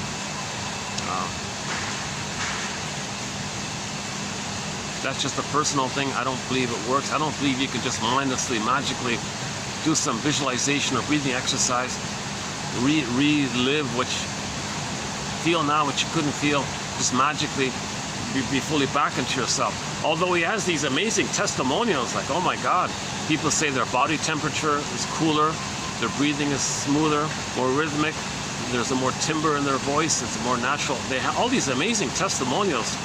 Like, that's pretty convincing. I don't think people can make that up. I don't know. And a lot of famous celebrities, or a few famous celebrities endorsed him and all this. That's why he became so popular. He was a rock star in the 70s. He was a self-help rock star in the 70s, Arthur Janov, right? Mainly by a famous musician endorsed him. But then the fad wore off or something. But in the meantime, he wrote 16 more books. So forget about the first book. What about the follow-up books? Some good stuff in those follow-up books. So that's what we're in the middle of here. And yeah, I've learned a couple of points already. So normally I quote Robert Bly. When we're presenting this material, you know, let's just say 30% is wrong. And it's up to each listener or reader to decide which 30% is wrong. When I'm doing Janov, I'm going to say 50% is wrong. Each person's got to be more alert, more careful. I do detect a little bit of sleight of hand with Janov. Like sometimes he does kind of slip things a little bit. I thought, whoa, okay, that's the guy. Okay, he puts me on alert like that. You know, beep, beep, you know, speaking. And another confusing thing about him is he's got this immense analytic knowledge, but he doesn't do analysis. He says, forget it.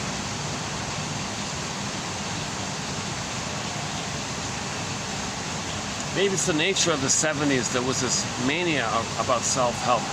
There's a huge money-making opportunity. And at least on one end, it does make you look introspectively.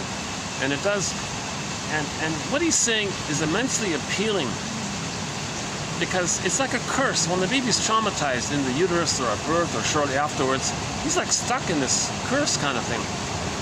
And we're going through life with the swoon, the umbrella swoon. It means we're not loving life, we're not knowing our interests, we're not knowing our pleasurable interests, we're not expressing our uniqueness. Life is passing us by, so there's this immense kind of appeal. Well, that's because you were traumatized. Well, you know what? You can go back, feel it, and get back yourself, and then love life in the present again.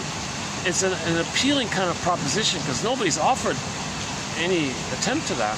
But as tempting as it may be, I think there's a risk to that, because you may be flooded with too many.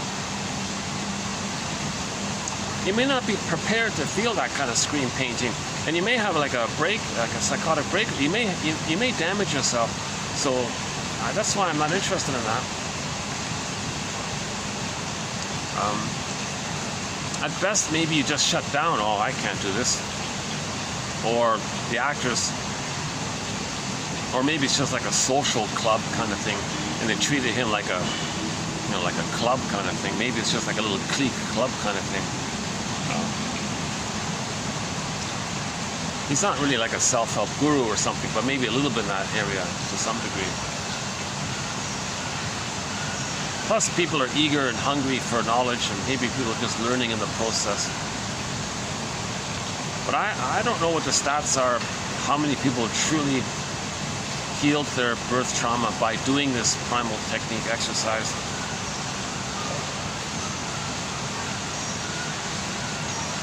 My guess is, if it did help, it's because those who did it had enough consciousness and awareness of what they were doing, what was happening, and they were aware of what's happening. You see, you can't be mindless and do it. You got to have a basket for the egg. No basket, no egg. Now, in the egg is the emotional knowing, the firebird, but you need the basket. Just like a bird flies around, picks some little twigs and leaves to build a nest, then there could be an egg. You can't have the egg if there's no like nest or something.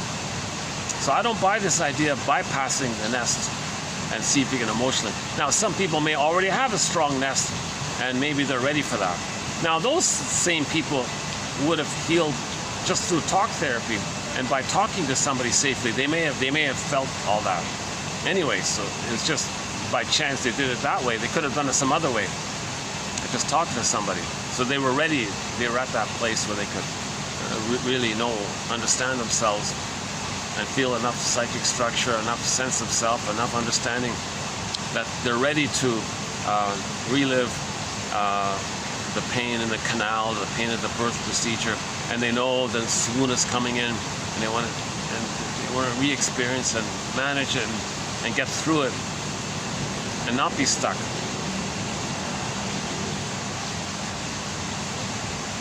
So-called metabolize it, recognize it, process it, admit it, you handle it, you're stronger now, you're aware of it, so you can relive it, and you feel it, and you can accept it. Then you can kind of heal the past like that. The ghost can be laid to rest kind of thing. The screen painting can stop screaming. The flashing light can stop flashing.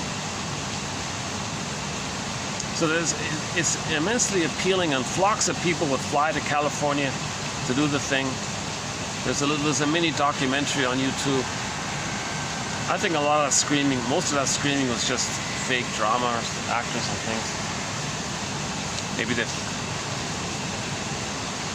Plus, another funny thing about that is, if you got a whole room of people screaming on the floor kind of thing, others are gonna hear that and be scared by that. How does that? Plus, you don't have a helper for each person. I think one helper serves 5 or 6 people that float around. So you don't even really have a safe presence with somebody. And it's not enough of an interaction because there's no consciousness. You got to be conscious. Then the feelings come in. Oh, hold on a second.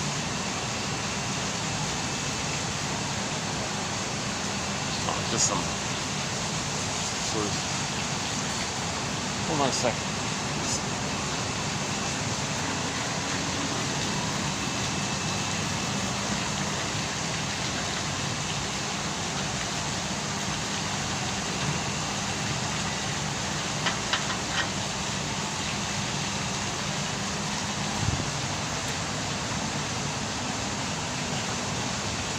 Okay, so anyways, So what happened was a couple of days ago, I sometimes listen to a radio podcast called Radio Curious. And the host there interviewed Janov and his wife. And I thought, wow, what a jam-packed, excellent interview. And they really gave some great, clear, crisp answers. And they talked about the CIRC thing that inflicts this immense trauma. They are saying very clearly, without a doubt, this barbaric, savage violence on the baby, tender, vulnerable, trusting baby, that's severe trauma. The brain's going to be damaged. It'll make them cold and unfeeling and not have empathy and immense entitlement, immense enrage will come from this. And people with that are going to be used as like by the detached people. The Iagos behind the scenes will recruit, hire them, whatever. Okay, go do this. We know you're angry. We know you're filled with hate. Very useful because you destroy and you gobble, you greed, you steal. Yeah, we'll work together as a part of the plunder system. And maybe some babies, or maybe that was like a compulsion of what happened 10,000 years ago, where some people were quote unquote chosen, meaning more traumatized, to be the aggressive ones who hurt others. And the Iagos behind the scene, study the propaganda trickery to mask it.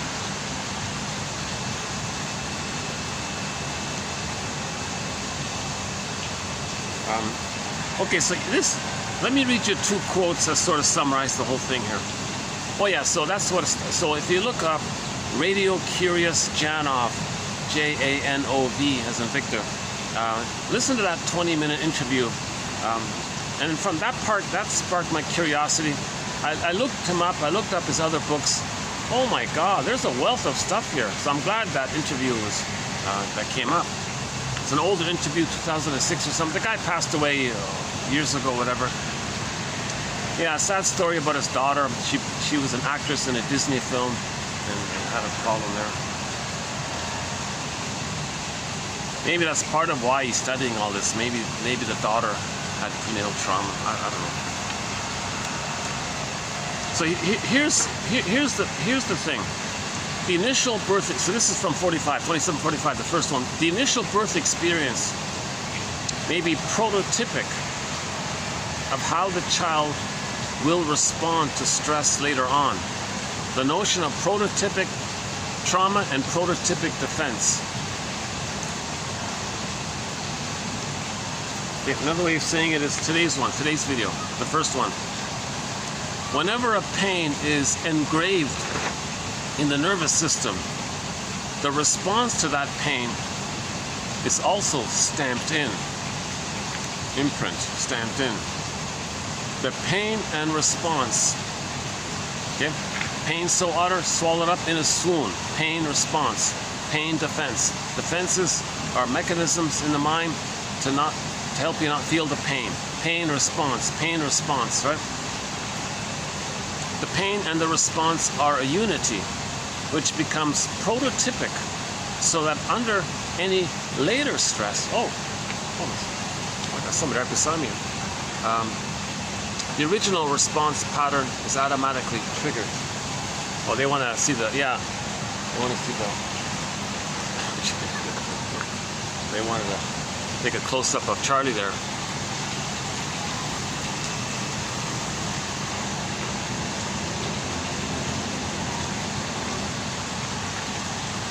That's the rare example of somebody's in the camera. I try my best not to get anybody in, but sometimes like that, somebody just passes by kind of thing. Okay, again, a key quote here, first one for today's video. Whenever a pain is engraved into the nervous system,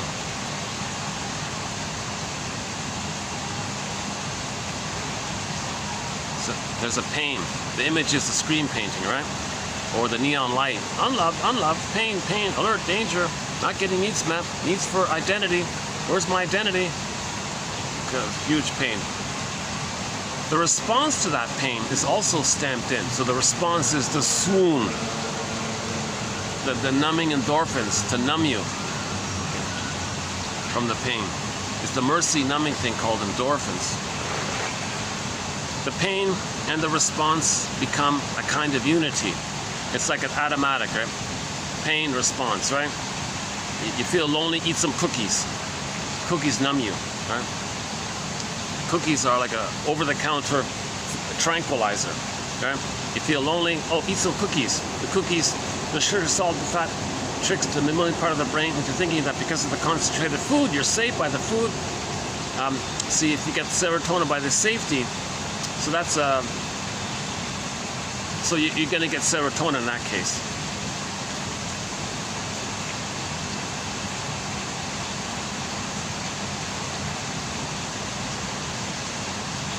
Well, that's a different mechanism. Lonely, you want to feel safe, right? Anyways, so pain and response. The pain and the response are a unity which becomes prototypic, so that under any later stress, the original response pattern is automatically triggered. Okay, so he's got a whole bunch of examples about this. So I've just sort of started in on it.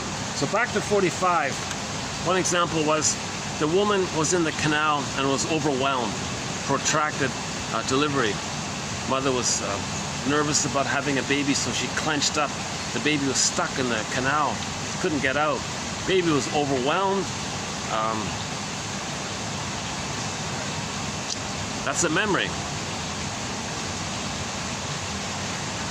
So any time in her life when there's some kind of daily stress, it triggered the stress in the uterus, and the swoon came in. So one example was the couple was going to go, she's got some dramatic, hello Charlie.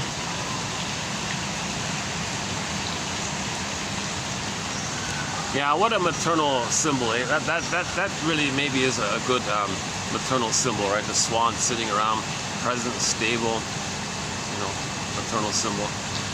Yeah. Arthur Wiermt or something from Germany thinks birds are very often used as symbols for the maternal, like Mother Goose, like those kinds of things.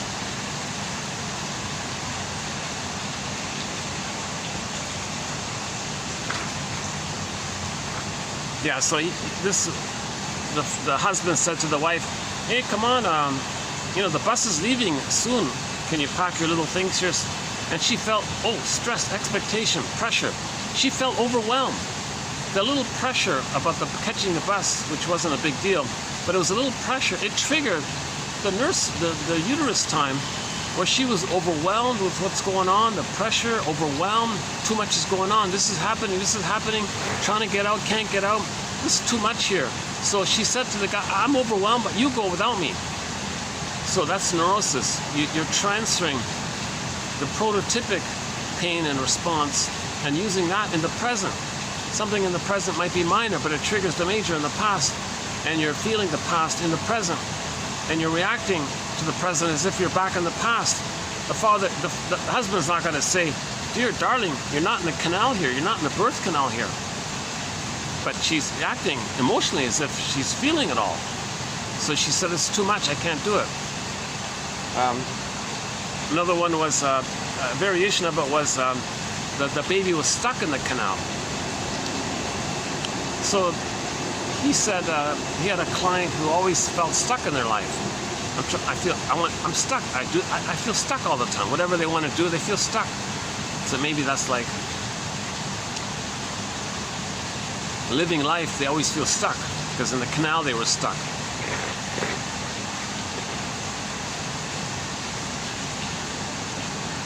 A more dramatic, a more scary one was this one.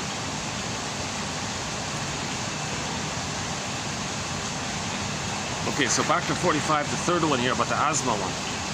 Let's do this one quickly. Congestion by fluids during a protracted labor and birth could cause the neonate to reflexively constrict his bronchioles in order to save his life.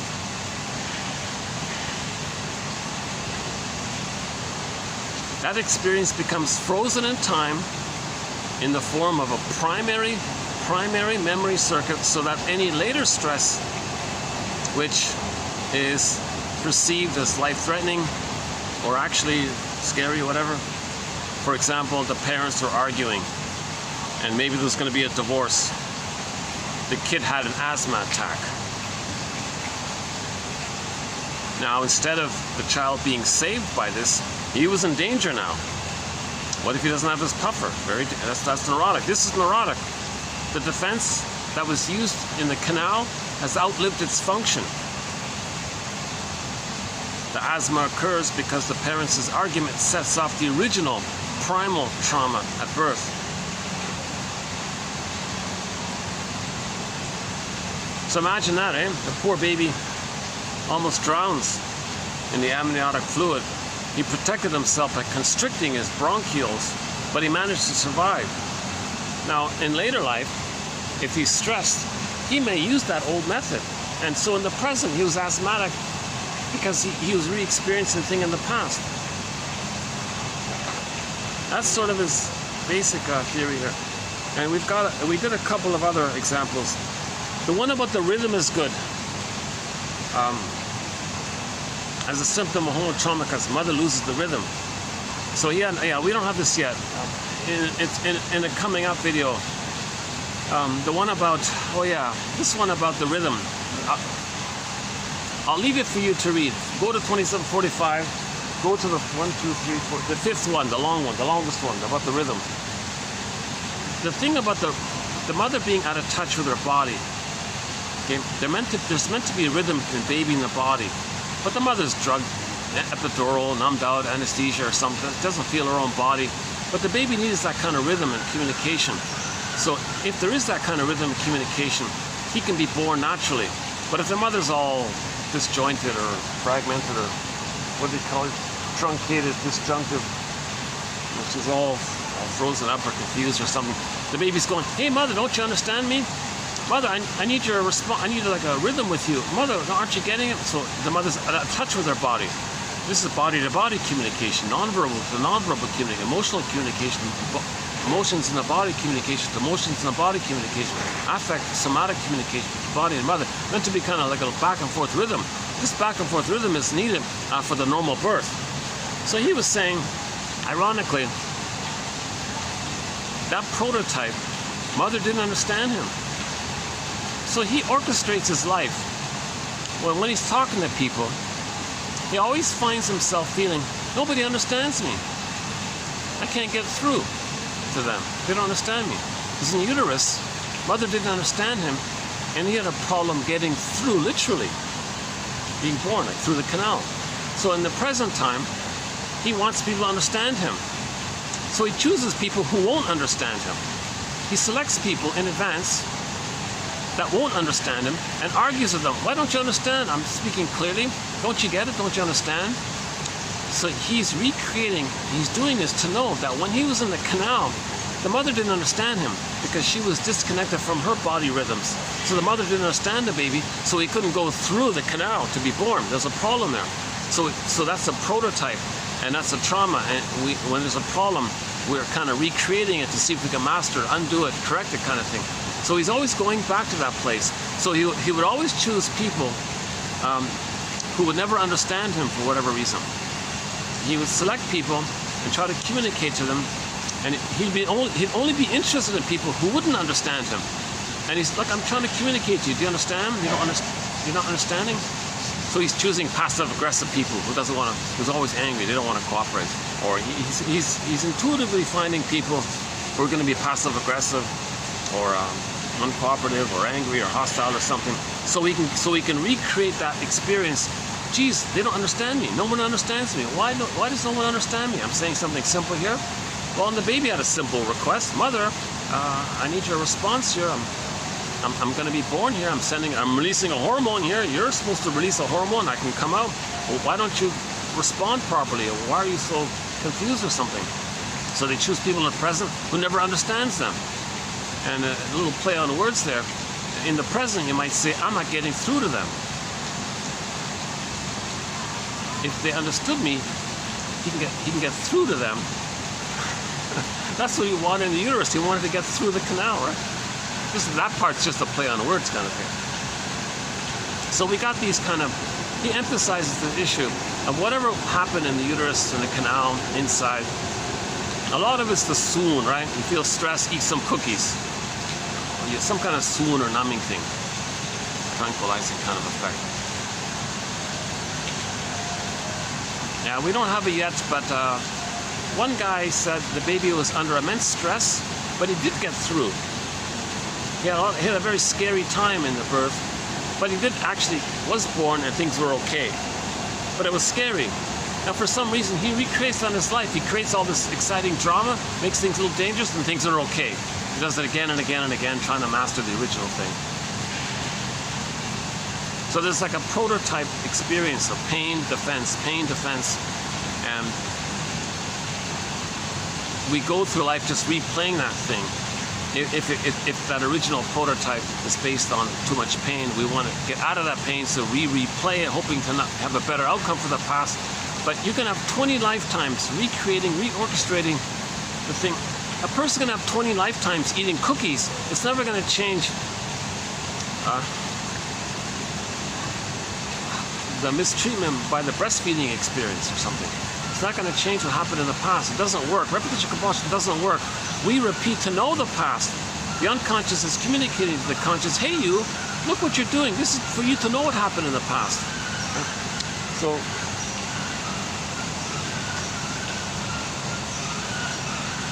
if ever a woman should take good care of herself, it should be during the pregnancy. She needs a relaxed systems.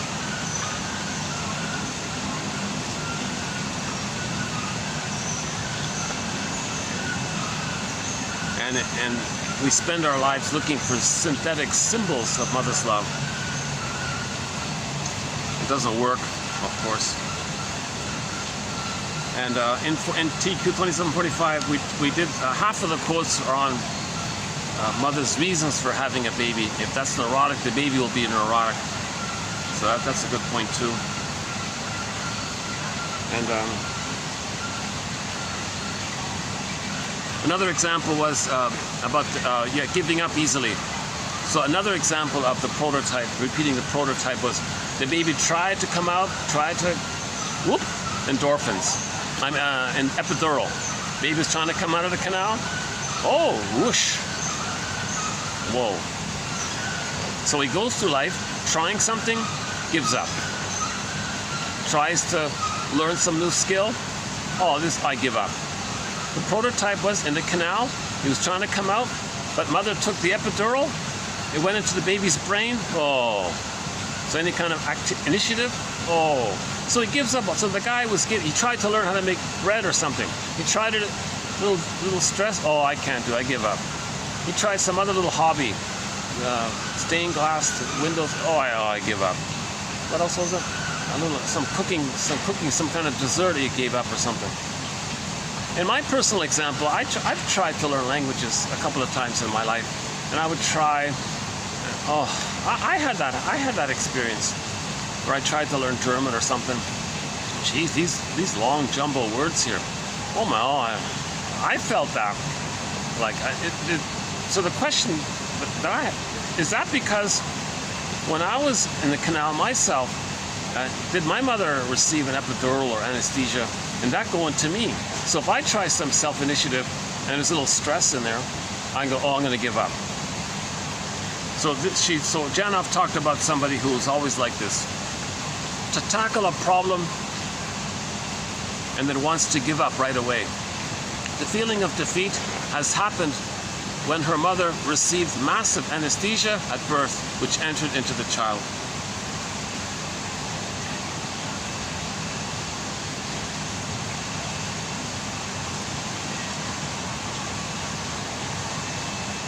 Okay, in the last video about yesterday, 46, we talked a little bit about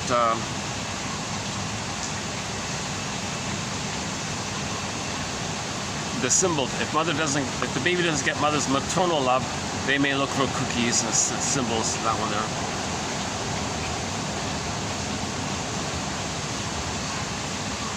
A little bit about defense of the beliefs. Okay, the one about the beliefs. They hide the pain. People's belief systems are created to soothe them from the pain. Can we make that link? So if someone goes to the beautiful building and the speaker at the podium says, one day a perfect, beautiful breast will appear and you'll be loved, that you'll get the love that you didn't get, you'll be saved, salvation. But you got to send us money. And the guy doing it got $1 billion, selling that hope, soothing fantasy that one day you'll get the good breast experience for the past. So that's like a belief. The belief was about the pain of not getting mother's love. More on that one there.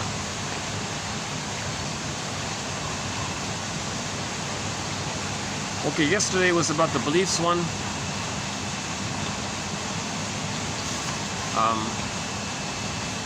Oh yeah, don't put the baby in a crib. The baby should sleep on the mother for 4 to 5 months. The father maybe can sleep in a separate bed nearby. And the argument is, don't worry, if the attunement's there between the baby and the mother's not going to roll over the baby. This won't happen if there's a relationship, an attunement that's taking place.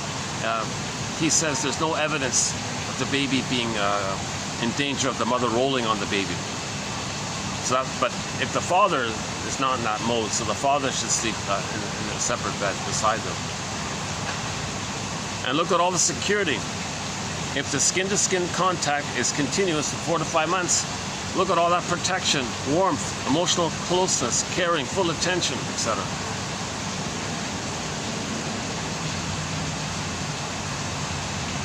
Yeah, breastfeeding is an absolute essential for a healthy child. If we don't get it when we need it, we spend a lifetime looking for symbols of mother's breasts in a vain attempt at unconscious fulfillment. So we did the quote by Edmund Burglar about the stimulating drink called alcohol, right? As a symbol for the missing maternal spirits. They chose fermented grains or whatever it was. So that's the jocose, morose, bellicose, comatose quote. Good quote by Edmund Burglar, one of our mentors. So the baby becomes an emotional fugitive from the love that he's seeking. Yeah, reference there is the classic TV show called The Fugitive. The original one starring David Jansen. He was a fugitive from the justice he seeks. Right? Well, the baby's an emotional fugitive from the love he seeks. So if the person didn't get the love, and he thinks, I'll be autocratic, I'll leave the abusive mother and search for the loving mother in the form of a symbol of what I needed. So he searched for spirits, like fluids, stimulating fluids, and he's excited because he's leaving the abusive mother. He's autocratically going to give it himself. That's the jocose, the dopamine for the chest, the dopamine for the chase, the promise. So he's all excited. That's the jocose phase. He's leaving the abusive mother. He's going to give himself the breast milk, right? In the symbol of the beer, whatever. So he's all very excited about it. Leaving, chasing, very excited, jovial, jocose. Now, the original, the prototype was rejection. The beer's going to reject him. The beer's not the breast milk for the past, right? So that's the morose. Now he'll be quite negative. That's the bellicose. He gets a hangover. That's the comatose. That's not a bad quote, eh? And greed, of course, is the search for symbols. Actually, when I did the video, there was a kid he wanted to hug the goose, not the goose, the swan. He tried to reach over, like there's a gate there, he can't walk through it. And he was like frustrated, and he was upset about it, right? So I thought, yeah, there's like a breast. He wanted to hold a comforting pet, symbol for the warm. He couldn't reach it, so he was upset, right? So we searched for symbols of mother. Now his upset, it's not because he couldn't touch the goose or the swan, because he was triggered, that the disappointment in the present triggered the original disappointment in the past. He relived the prototype. So maybe that kid, I don't know the story, maybe the kid as a baby didn't get the secure, regular, proper breastfeeding experience time. I don't know.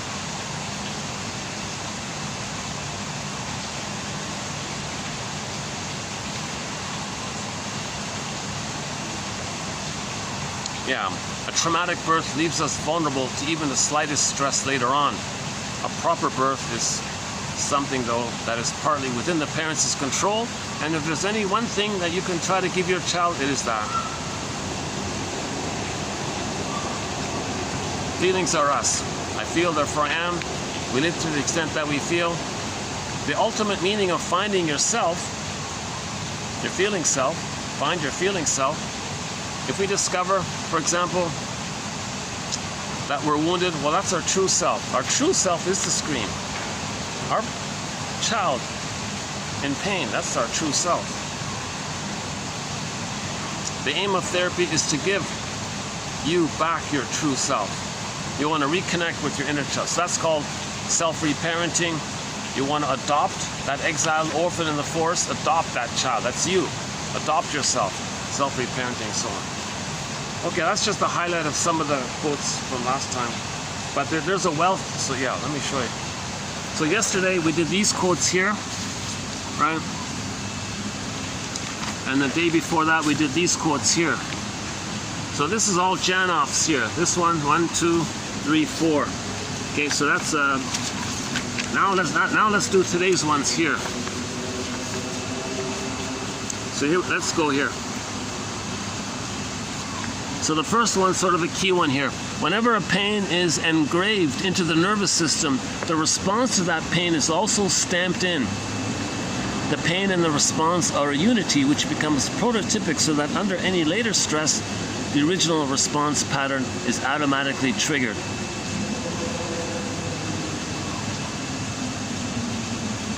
So usually it's the endorphins. Okay, so chemicals such as our body's self-produced, those are your morphine, endorphins. I think he means endorphins. The kind of, I don't know, does the body produce, I thought it's endorphins, but he calls it morphine, I don't know. Okay, so the body produces our own inner chemistry, right? Let's just stick with endorphins here. Chemicals such as our body's self-produced endorphins, I'm assuming it's a variation of it or synonymous, help to create analgesia, oh yeah, anesthetic, right? And block the message of hurt going to our conscious awareness.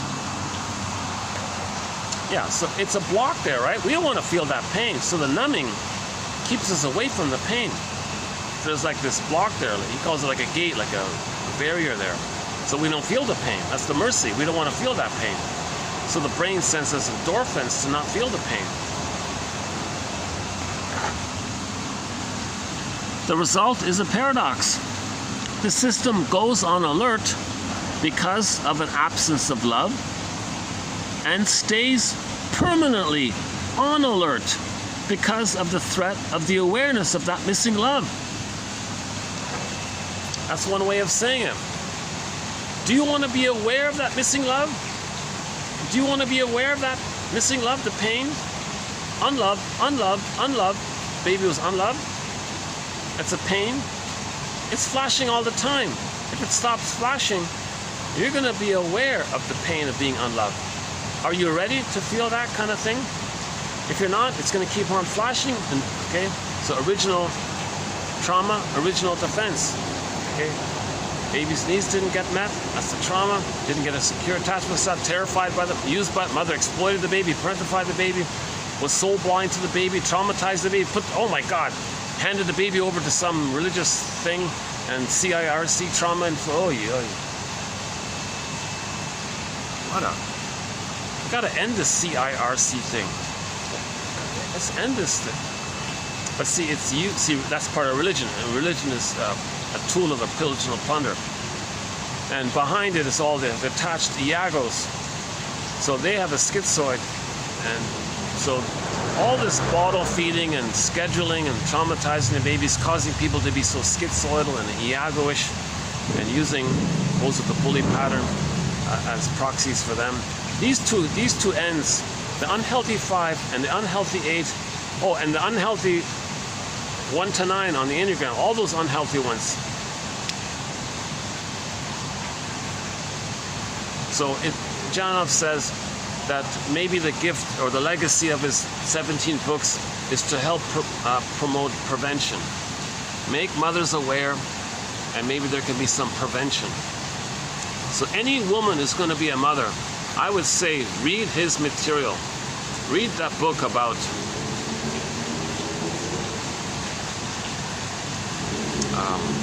imprints and never mind, just read the whole thing. It's pretty much the same update all along. What was it called again? Well, Prisoners of Pain. Yeah, a couple of the quotes come from one of his books called Prisoners of Pain. The other one was Imprint. One was called Biology of Love. And a couple from his last book, written when he was in his 90s, called Beyond Belief, about how beliefs are created to numb you from the pain. Face the pain, those fake beliefs go away.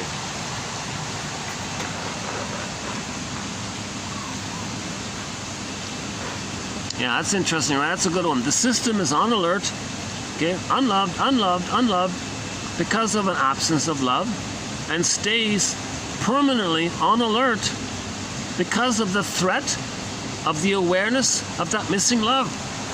And that's why people are manic about their beliefs. My greed or your greed? Because if you question that belief, you're going to feel being unloved. Now, to feel that kind of feeling, you need some kind of support of a caring witness, some knowledge, of some understanding. Understanding is the yang, the caring witness. You feel safe, that's the yin. You need both the yin and the yang of healing. That's why I don't like his method. He thinks, forget the yang, you jump to the yin. No, we got the sun and the moon. We need both.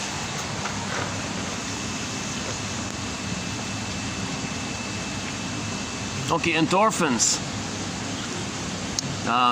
Comes from the Greek god Morpheus. Okay, he borrows some idea from another author about the gating, so the pain and the numbing. So imagine the screen painting within, or us as a baby in this frozen ghost scream. Well, imagine a baby screaming, but he couldn't scream. It's a voiceless scream, and it's frozen. Imagine you as a baby in the canal or something, or in the uterus, if the mother's smoking and drinking, or at the birth canal, or maybe shortly after birth. Imagine the baby, a little baby, screaming, but it's frozen, and it's a voiceless scream, right? And then you got the endorphins. You got the endorphins protects you from the pain. So not feeling the pain, and you got the numbing. That phenomenon he calls gating, like a gate, where it separates, right? Maybe we can say compartmentalization, so it's separate. He calls it gating. So his jargon is, from some author, he calls it gating. So let's just experiment with this phrase here. So Morpheus, the Greek god Morpheus, so he was the god of dreams, right? Sleeping, according to him here, dreams and sleep. Okay, dreams, sleeping, that dulls our sensibilities. Yeah. Morpheus, if we're dull, we don't sleeping, or dulled out, morphine. So morphine or endorphins. Oh yeah, so endorphins is a kind of morphine in the brain or something. That phenomena of endorphins or morphine, the ancient Greeks would personify that chemical and give him a name called Morpheus. An easy reference here is the Matrix movie, right? Morpheus was saying to the Neo there, we're all asleep here, no one knows what's going on. Morpheus, he's called Morpheus, meaning we're numbed, and remember all the people were hooked up and sleeping in this dream world. We're all in this numbed out dream world kind of thing. So he was named Morpheus, right? So the endorphins, we personify endorphins or morphine, endorphins, same thing, I guess. We create a character that's called Mr. Morpheus. So Morpheus, the Greek god of dreams and sleep, has dulled.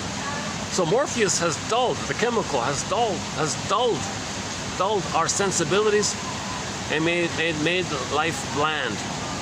So look at the Stepping Out painting by Roy Wittgenstein. You can see the guy there. Morpheus did that. And then we don't see our own pain. We don't see other people's pain. Makes us soul. Mother was soul blind. Makes us soul blind. If we're numb to others. That's Morpheus.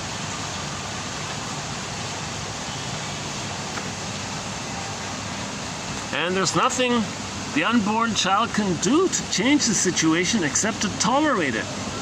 This is all unarticulated, amnesic memory. But when growing up in a household where one really cannot change anything about one's life, the sensation and the feeling merge to form a powerful force. And it can be triggered later on with the loss of a mate who leaves for someone else. So that's basically the giving up thing.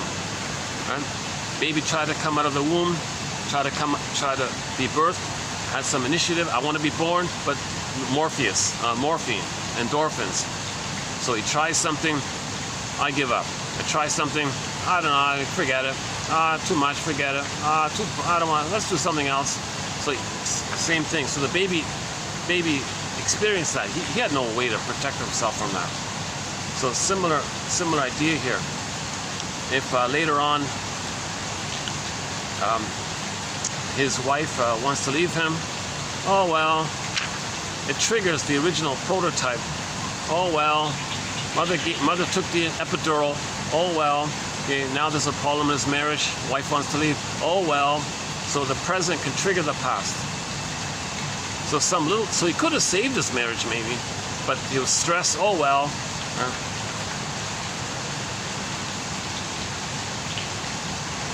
Okay, this next one, this Mr. Janov guy, it's interesting. He talks a lot about the issue of smoking and drinking. So this next one's about smoking. Oh, hang on. I mentioned about the gating phenomena, right? Okay, so we'll do one on smoking and one on gating. Here we go. Okay, this one's about the smoking. The unborn child must receive all of their nutrients and their oxygen from the mother's bloodstream through the placenta. All right, in the placenta, you got 3 veins. The center vein that goes straight down sends the oxygen and nutrients down the blood vein, center vein, straight down. Mother, placenta, straight down to the baby. Right? What this means to the unborn child, to the unborn baby of a smoking mother, is 5 minutes of suffocation and poisoning each time the mother smokes a cigarette. Is that right? A cigarette takes 5 minutes. While the mother's smoking, that's 5 minutes of hell for the baby, because tobacco robs the blood of oxygen. So the mother's blood is losing oxygen, so that the mother's blood is forced to take up the gases in the tobacco at the expense of needed oxygen. So now there's less oxygen in the system overall. So there's less oxygen in the overall system. If the mother has to use her oxygen to deal with the toxic gases in the nicotine or whatever, tar or whatever, plus to boot, tobacco constricts the size of mother's blood vessels, so that as well causes less blood to go through. So look at that, double whammy, right? That center vein, that blood vein from the mother to the child, if the mother's smoking, that blood vein constricts. So now there's less oxygen going down the center vein. Now the baby's suffocating a little bit, right? We're getting less oxygen. Plus, there's less oxygen because of the constriction of the vein, plus whatever oxygen that which should go there, some of it's going to be diverted for the mother's need to process the nicotine of the tar or other chemicals in the tobacco. So the baby's not getting enough oxygen. When the mother's smoking, the baby's not getting enough oxygen. He's having breathing problems already.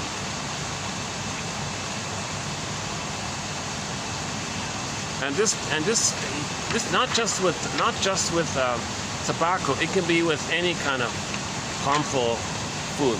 He thinks even too much fatty foods can do this as well. So the mother's got to eat good food, natural food, be in a good mood, because the mother's mood affects her body as well, right?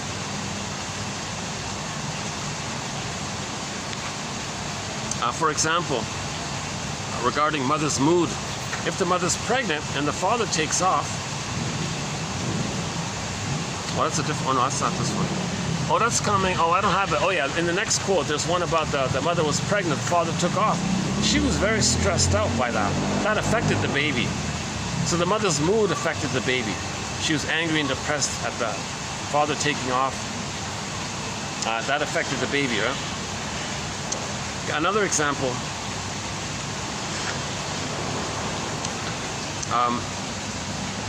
Is that this one here? Those who lost their fathers while in the womb.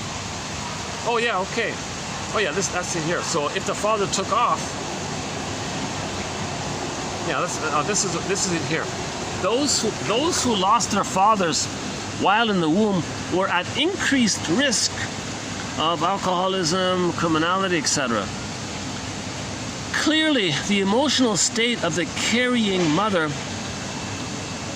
was affected, and that had lifelong deleterious effects on the child.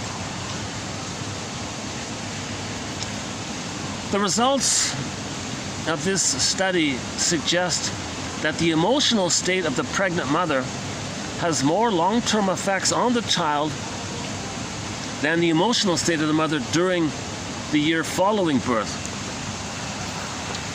So if the mother's going to be upset and hysterical, let her do it after the baby's born, not while the baby's inside. If the baby's inside, let the mother be peaceful, relaxed, in a good mood.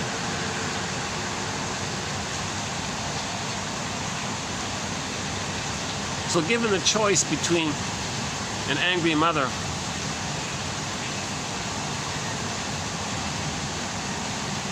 I'll put it this way, if you're a baby and you have to choose, well, I gotta choose. My mother being angry for 9 months when I'm inside, or my mother being angry for 9 months when I'm outside. What do you choose? You might think there's enough of a buffer there, a cushion there. He thinks no. If the mother's angry when you're inside, that's going to cause more harm than if she's angry when you're outside. That's his theory. Okay, here, back to this gating thing. Some kind of compartmentalization, meaning where the defense doesn't make you aware of the pain. So one jargon is gating. I'm not crazy about this phrase. I mean, it's kind of like a gate, separates, Like that kid, there was a gate there. He couldn't grab the goose. I keep calling him a goose, the swan. He couldn't, so there was a gate there. So in the brain, there's a kind of gating system taking place. Pain, numb makes you unaware of the pain. So it's like a gate between the two, something like that. Okay, gating is the blocking of communication from one level of consciousness to another. In particular, the gating system ensures that the lower level powerhouse information does not rise to the level of conscious awareness. A person who has been driven by imprinted pain to embrace a belief system does not have access to the level of consciousness where the trauma originally imprinted. She doesn't know that her need to believe derives from some powerful early trauma, some need thwarted and unfulfilled. The ideas she seizes upon are a symbol of the imprinted memory. But due to gating, there is no connection between the two. Why? Because connection or reality means pain. So, instead of pain, she believes in the warmth of a guru. That warmth is always palliative, symbolic, because she does not know what the origin is, or belief in some kind of good breast in the sky. Okay, belief in some powerful, invisible, loving source in the sky, a sky god or something, a loving sky god who promises love and protection. Now, in our therapy, we take the belief and allow the system to convert itself into the feeling and need it really is. Once we remove the origins, the symbols fall by the wayside. So if you do heal, I don't buy his method of healing, but if you do heal, you realize it was all a crutch you never needed. So go to TQ 1203. That's our introductory quote. That's our beginning quote on our thread on religion. 1203. One of them in there was about it's a crutch, one that you're glad to let go. You never needed it. So the crutch was the belief, but you never, as a defense against the pain. Once you admit the pain, you don't need the crutch. So the belief that some magical, invisible second, right? See, when you had yourself, you lost it. The return is the second. So this obnoxious phrase, the second, fill in the blank, second, C-O-M-I-N-G, it means you had it, you lost it, you want it to come back. That's the second return, right? But they co-opt that to trick you. Imagine a good breast in the sky. Okay, that's part of the pillage and the plunder.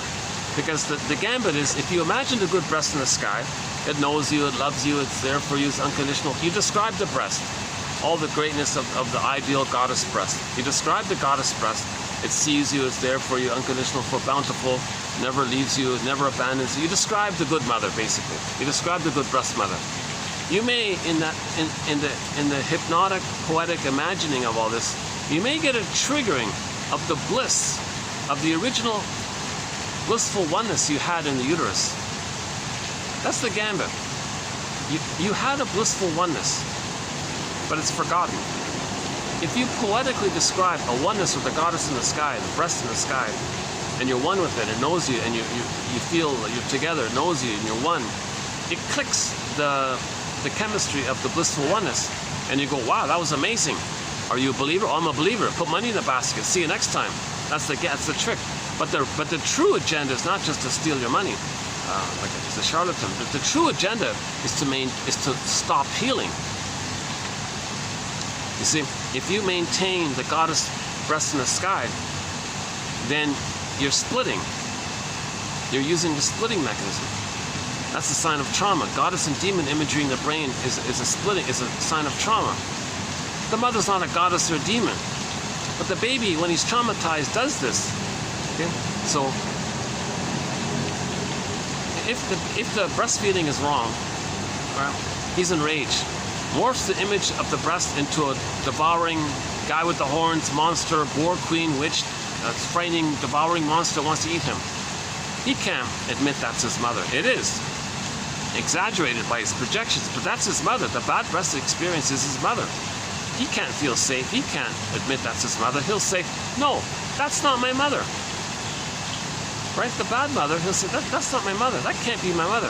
So he puts that and himself, that relational memory unit, into a separate bin. And then hallucinates that he's special and one with the goddess that he hallucinates. Like the thirsty guy in the desert who hallucinates an oasis. The baby's hallucinating. He's trying to survive. He hallucinates a goddess breast, and he's special and one and fused with the blissful union. So that's the splitting. So in the brain imagery, it's goddess and demon. So the speaker at the podium says, okay, just imagine a breast in the sky, the goddess in the sky. You feel good, great. But leave it at that. He's not helping you to resolve the splitting, to forgive the mother. He's not telling you that the God and the demon are just two imagined exaggerations of your original inability to see the mother as one person. Baby can't do it. He can't handle the ambivalence. He can't handle that confusion. The baby needs bliss. It's got to be this perfect goddess bliss. He can't handle the confusion. He can't, so he splits it up. Things that are exaggerated, separate bins. That's called the splitting mechanism. That's a sign of trauma.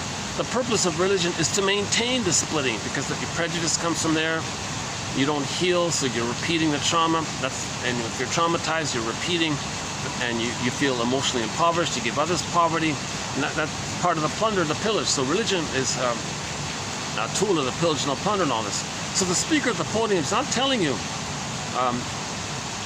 that he's not linking it. Like, he's not telling you that the goddess in the sky and the devil and the hell and all this, that this is an imagining in your brain of when you were traumatized by the mother not wanting a baby, or the mother, or being removed from the mother by the receipt of the hospital machinery methods and all this, the mechanistic cold methods they use. So they're not telling you to forgive the mother. They're not telling you to forgive the mother. They say honor your mother. But the true meaning of honor your mother is to forgive her by knowing her story. But the speaker at the podium says, no, don't know her story. No, we don't want you to know her true story. We don't want, psychology is bunk. No. Just imagine the goddess in the sky. Okay, so there's stories about goddess and demon in their stories, and they're maintaining the splitting. Right? So this leads to either or thinking, perfect or forget it, all or nothing, now or never, everything or nothing. And Miriam Minerbo quoted her client, and she said that when she dates a guy, that if he doesn't give her everything, he gives her nothing. She had this either or infantile yardstick, perfect or forget it. So goddess or demons, coming from the prototype template. So the speaker at the podium is not telling you to forgive your mother. You're just to honor your mother. Oh, wasn't she amazing? Wasn't she great? Okay. That's to maintain the lie, the splitting. Because if you want to truly honor, Barry Groskop says, if you want to truly, the true authentic meaning of that authentic, word of the year, we need authenticity. The true authentic meaning of that phrase, honor your mother, honor your father, is know their psychological story. Okay, play on YouTube, type in Bruce Springsteen, Toronto, Independence Day, and listen to the intro he gives to that song. That's just the intro. That's a good song overall, fine, but listen to the intro he gives. See the reality that your parents were people, wounded, some good things, but realistically there was pain. Parents were people with hopes and dreams, didn't pan out, still something maybe good from them. Kind of get like a realistic assessment that your parents were people, members of Homo Traumacus, we're all members of the same traumatized family, we're all from Africa, we're all wounded, we're all cousins. Get some kind of humanness of it all. Don't just see your parents as goddess or demon, because the speaker at the podium is, worship your Mother's Day. So that means into denial. If you're in denial of idolizing your mother, that's to prevent you from knowing the truth of the mother. The truth will upset you free. The speaker at the podium doesn't want you to know the truth. They're there to prevent you from knowing the truth.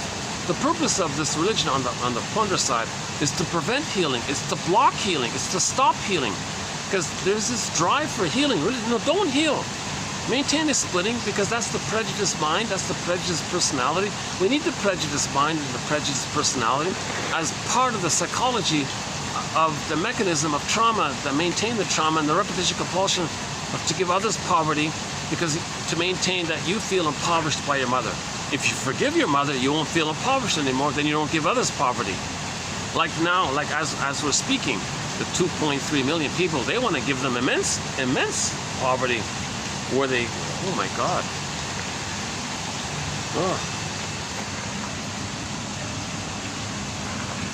Okay, okay, for more on Okay, so it's always emotional when I get on the topic of the 48 symptoms of Homo traumicus, and part of it is one of the topics is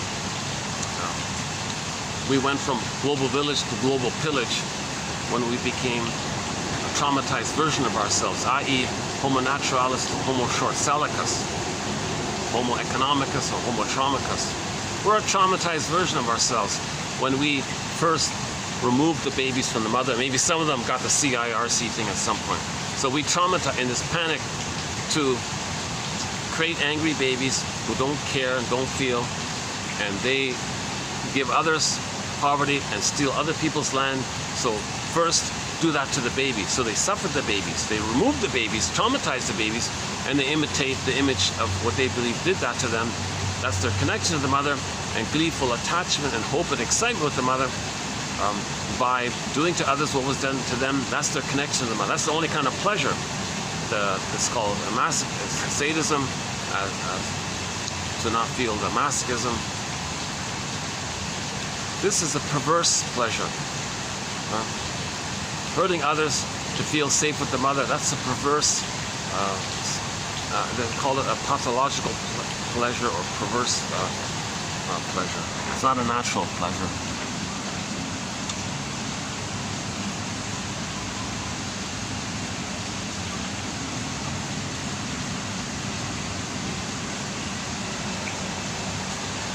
Yeah, Lloyd DeMaz takes it a step further. He says, don't just describe the good breast in the sky. Describe the placenta. Whoa.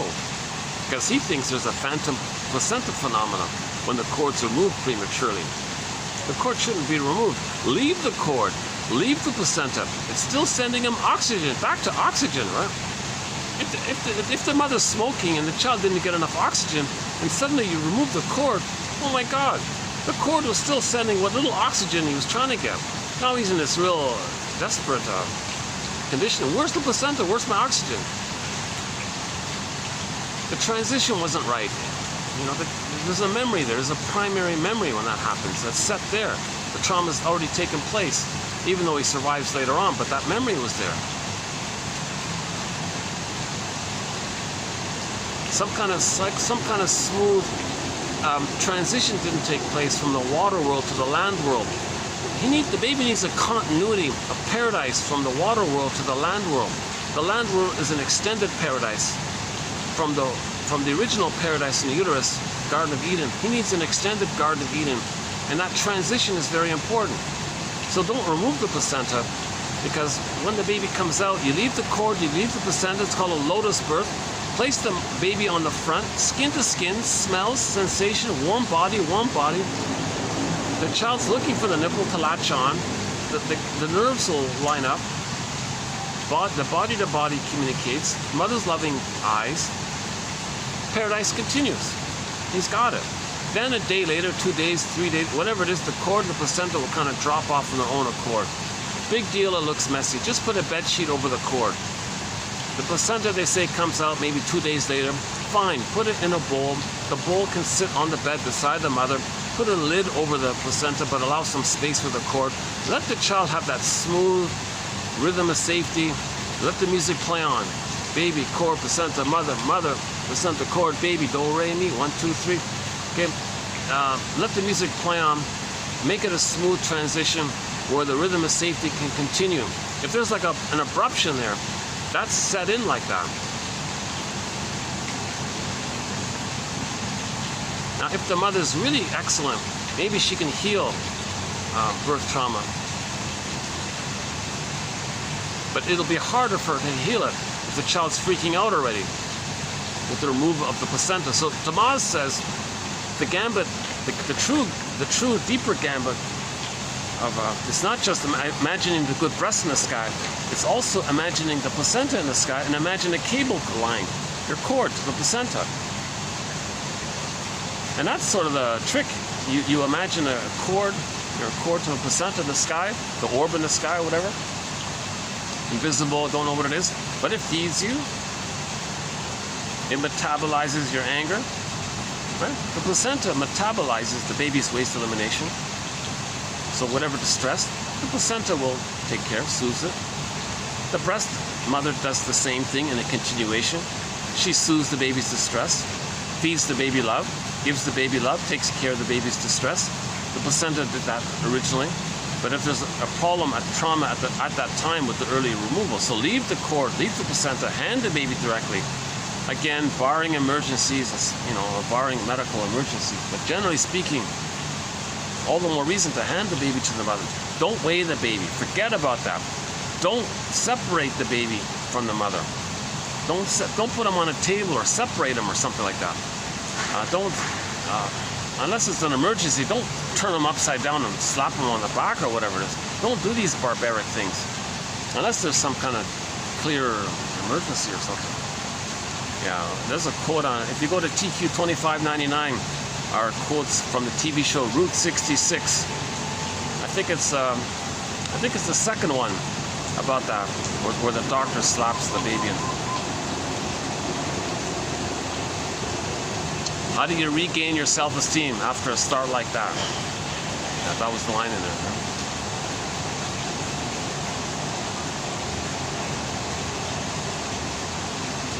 Oh, hang on. Let me check the battery. Sometimes the battery freaks out on me. Okay. Let's do the next one here. Okay, so his point is, I don't know how clearly I understand it myself. If somebody has any kind of rigid belief, those rigid beliefs, okay, my greed or your greed, or some,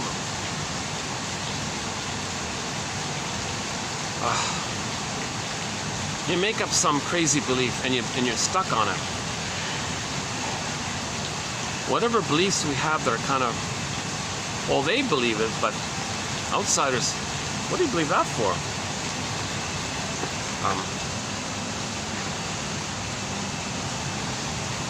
Beliefs about prejudice and superiority complex. I'm okay, you're not okay. These kind of inhuman kind of beliefs, or deluded beliefs, or false promise beliefs, or rescue fantasy beliefs, or being saved beliefs, or that stems from the pain. But due to the gating mechanism, you don't make the link. Because if you were to make the link, you'd feel the pain. But the gating mechanism is there to not feel the pain. So the belief is the gating to not feel the pain. Once you remove the belief, some of the pain will come up. Okay, let's continue with this belief idea. Okay, this kind of traumatic birth, a situation in which the newborn is being asphyxiated while struggling to live, leaves a high valence imprint on the individual. For example, one baby with birth trauma, at the age of one child, when he became 15, he found the one and became a fervent believer. His main belief was, well, trust in the good breast in the sky, in the placenta in the sky. Okay? He will never leave you. He will never let you down. He will never abandon you. He will always be good to you, etc. Okay, so this is a symbolic parent. Okay, the breast in the sky is a symbolic parent. Or if it's uterine trauma, then the placenta is the symbolic parent, even though it's your placenta. Okay, who would protect him from the misery of life. After all, how much pain can any one person tolerate? Oh, hold on. Something beeped on me here. Well, maybe it's just the lighting. Okay. Pain makes just about everything shut down or constrict, including our perceptual apparatus. If as parents, we use children to satisfy our own unmet painful needs, we'll be unlikely to see beyond that need and perceive the pain we may be inflicting on the baby due to our parental soul blindness. If the mother has such a strong wish and a strong need, she's not going to see the human rights of the baby. She's not going to see that the baby's in pain. She's not going to see the baby's hurt or upset. Maybe the child's sad. Mother doesn't see it because her need is to use the baby to comfort her. And that's all she sees, that the baby is there to comfort her. she can't admit that the baby's sad or in pain, because that interrupts her desperate need to use the baby to comfort her. So this desperate need to use the baby to please her, soothe her, comfort her, take away her pain, she can't see the reality that the baby may be in pain by this. So that's her soul blindness. Her soul blindness was from her pain being so great, her unmet need, unloved, unmet need, pain. It blinded her to the reality, and she only sees her wish and her needs, so she doesn't see the feelings and needs of the child. I think, what was it?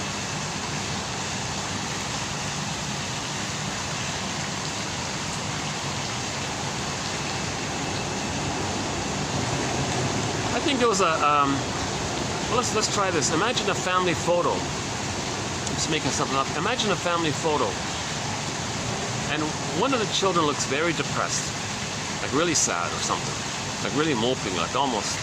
You can feel his immense depression and sadness. The mother looks at the photo. You see how happy my child is? See how wonderful he is? You see how happy and what a good child he is? She won't see that the sad baby in the photo is sad. She can't see it. Her perceptual apparatus is constricted, and she only sees what she wants to see. She wants to see the baby is happy, to continue to not see that the baby's in pain, because if she can see that the baby's happy, that maintains her perception. That doesn't interrupt her using the baby to comfort her, right? So long as the feelings are inaccessible, we remain prisoners of belief. The title of his book, yeah, Prisoners of Belief, or Prisoners of Pain, yeah.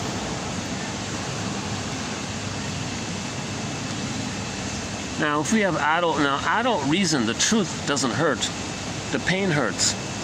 But sometimes the pain produces fake reasons called rationalizations, which true reason doesn't know. Just a little play on words there. So there's a thing called rationalization, where the mother who looks at that family photo and makes some kind of excuse. Oh no, does he look sad? No, he doesn't look sad. What, you think he looks sad? Oh no, he's not sad. And maybe manages to make some kind of excuse. Oh, no, he's just like looking down at something. He's not like sad. He's just looking down. But maybe the lighting is off. You're not seeing it clearly. That's called a rationalization, where you want to give the appearance of being reasonable, but it's not true reason. Rationalization is pseudo, a lie. It's a lie, but the lie gives the appearance of being reasonable, and that's a defense to not feel how you're being unreasonable. The mother's being unreasonable, but she creates what's called rationalization, like they call it justification or pseudo reason. It's basically a lie. When a lie sounds reasonable, but that lie is a mask to hide something deeply emotionally unreasonable, like what the mother's doing, using the baby to comfort her. She's got a lie to hide it, so she lies to herself, lies to others, makes up stuff. That's what he means here. Reason doesn't hurt. Pain hurts. Mother's in pain, and her pain produces reasons of which true reason knows not. So we're fooled. Everybody's fooled. Oh, your child in the photo is not sad and in pain? You mean it's just a lighting thing and he's just looking at something? Oh, really? Oh, no, trust me. No, I know my child. He's happy. He's really very happy. Really? But when I look at the photo, he looks pretty sad. No, you see, you're missing the lighting angle. It's just a thing with the light. It bounces like that, and there's a thing there, and he's looking like that. It's just a combination of like a light trickery thing, like an illusionary thing. You're totally wrong. Oh, really? Well, you sound like you know what you're talking about. Like I said. All right. Not the best example, maybe. Next one here.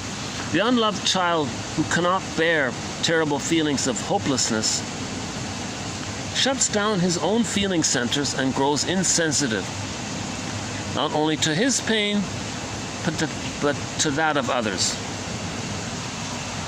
So if the baby's given the CIRC thing, or he's removed, or any other kind of birth trauma, he shuts down his feeling center, doesn't know his feelings, doesn't know other people's feelings. So the current thing happening of these 20,000 being killed and all, oh my God. They don't register that they're in pain because they don't feel their feeling center. And their feeling center is emotional hypothermia.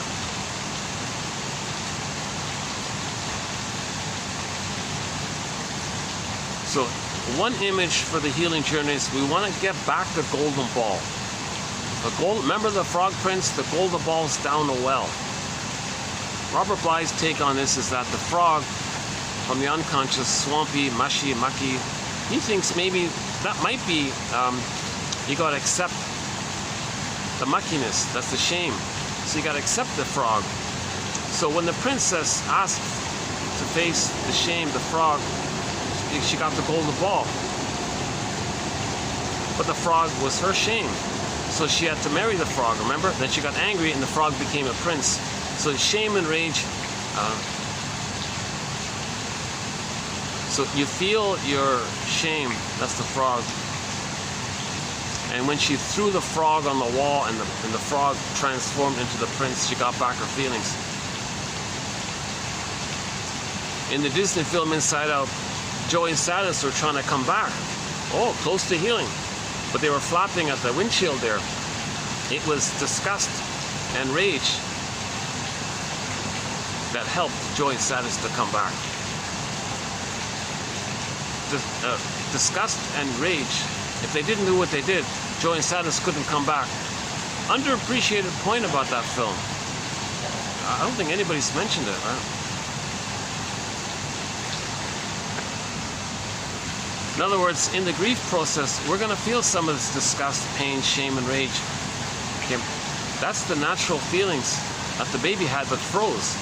When you feel safe, you feel some of that. Now, I don't agree with his method where you can bypass it. That's the difference of general psychoanalysis and primal therapy. So once again, all of the quotes that we're posting here from Arthur Janoff is not an endorsement of his method. I'm just plucking out his research gems, and I want to include the research gems. He quotes from, rare journals, from medical journals, and some interesting things,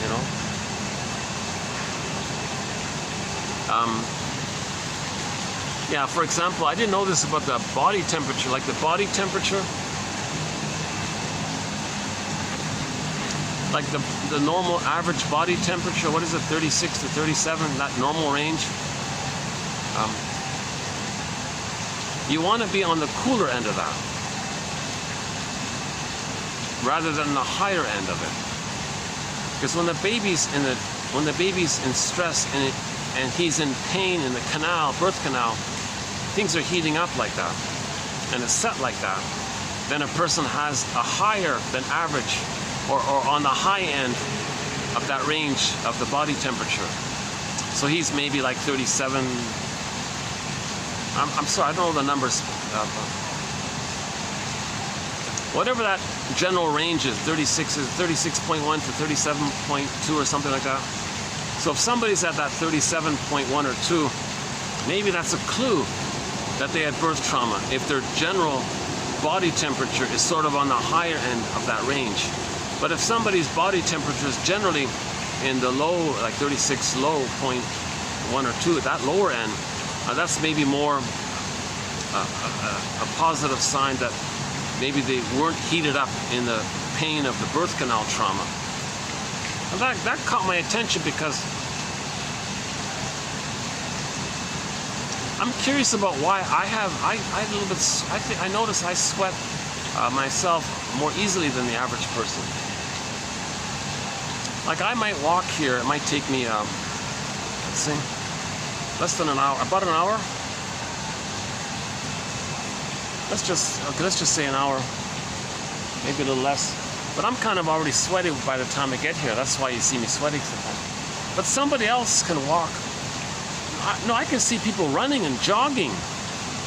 Like it looks like they've been jogging for a while and there's no sweat on them. Well, I don't know if that's the same, if I can cross over like that. But somebody said if you sweat easily, that's anxiety.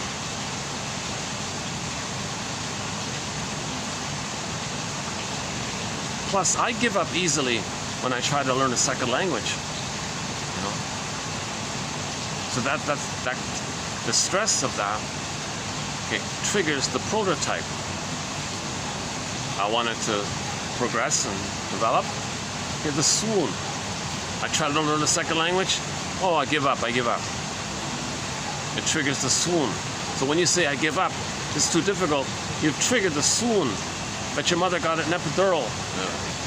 That's why it's good to interview your mother before she's gone, because when she's gone, she's gone. So everybody over 40, one suggestion is, get as much details as you can about the delivery, pregnancy time. Was she smoking when you were inside? Was she drinking when you were inside? Was she arguing? Get as much information about the birth, delivery. Oh, interview the midwife or the doctor who delivered you. Oh my God. You might be very angry at that person.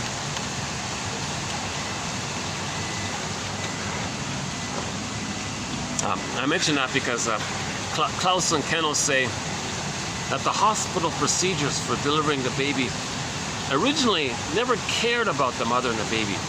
Everything was done to meet for the needs of the hospital, profit hospital. Doctor wants to clock out at 5 o'clock. The baby didn't come out. He induces labor.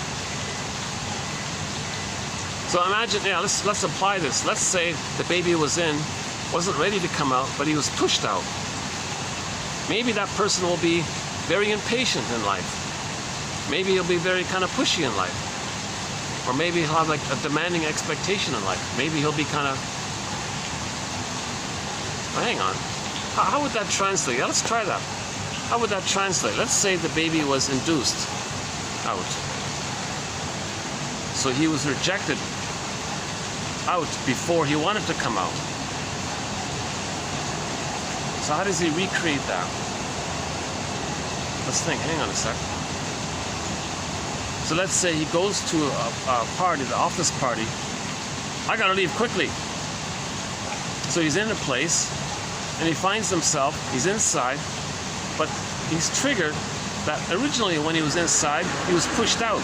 So he goes to the office party and very quickly he finds, I gotta leave, I gotta go, I gotta push out, and he pushes himself out. Maybe that's, is that a correct application of our theory here? Janoff's theory here. So the prototype is, he's in the uterus. Doctor said, I got to clock out here. I don't want to wait around here. I want to go home. Okay, let's give the mother the abortion pill or whatever it is to push the baby out quickly. Things have changed. That was back in the 70s or something. Things have changed. Klaus and Kennel changed things thanks to them.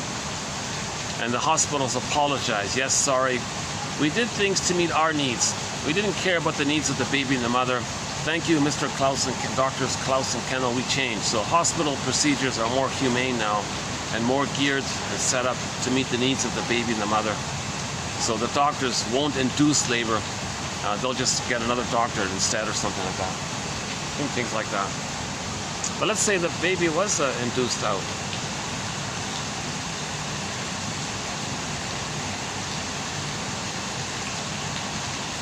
Maybe just rushes things prematurely. Maybe does things kind of, maybe he's impulsive and does things, maybe he can't wait. He tried to wait, but he was pushed out. Now he can't wait, because the last time he tried to wait for his proper time, there was a panic and he was pushed out. So maybe he's waiting in line at the library. Come on, hurry up, I'll check out my book. Maybe he can't wait. Is that right? You'll have to update that one.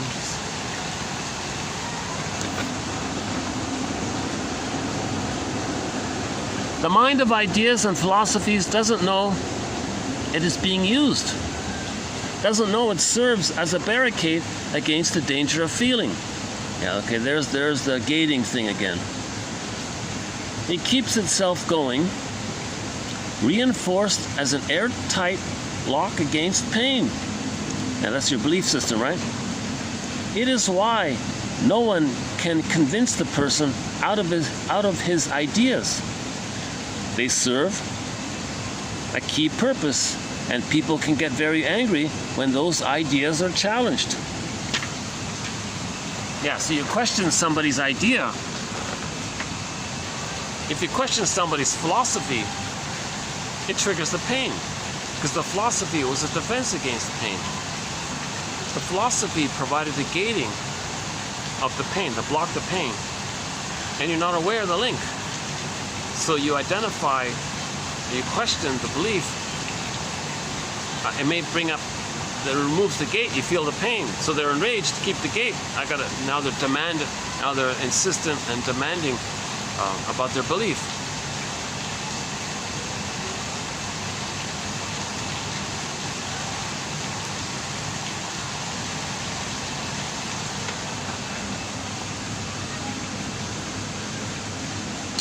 In brief, the client no longer sees reality, but rather a projection of need. Okay, here's an example of the belief from another author here. So we mentioned the short sellers before, right? Mother short sold the baby's soul. Short sellers have always known the power of rhetoric to move people's emotions. The cynical deployment of propaganda to create mass, false consciousness and manufacture consent. So propaganda is also a gating mechanism. Right?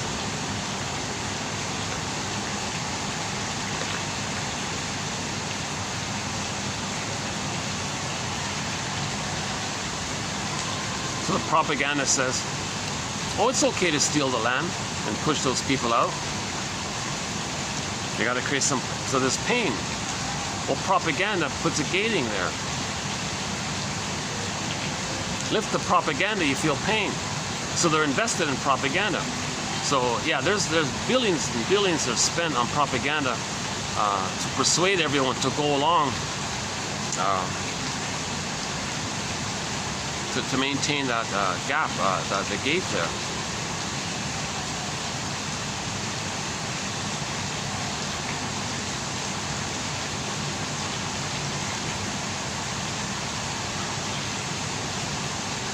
So yeah, we can easily get off into, some of the details of this. But in conclusion, well, not in conclusion, but here's our final quote here. Okay, real intelligence is a matter of connectedness. So true intelligence is a matter of connectedness between what you think and feel and what you think. If you're connected to yourself, you end hypocrisy. If you're connected to your feelings, you end hypocrisy. If you have that gate there and the belief as a defense against the pain, then you're filled with hypocrisy, because the lies, it's disconnection from your pain, but the pain creates the lie to not feel the pain. There's all your hypocrisy. So propaganda, advertised, a lot of hypocrisy there.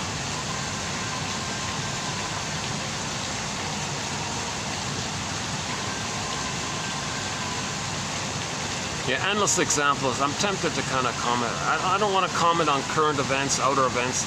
I want to focus on learning about the perspective here.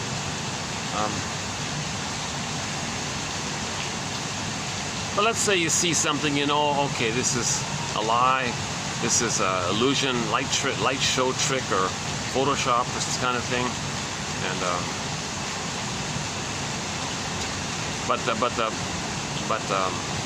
the speakers on the boob tube will tell you something else, and they hypnotize you, and you want to please the speakers. You want to please the speakers because the prototype is the baby wants to please the mother. Mother said this, okay, mother, I say this. You say this, oh, I believe this. So the speakers on the propaganda, oh, don't believe your perception. That's not what it is. You're wrong. It's this. Oh, it's this. You want to please the speaker.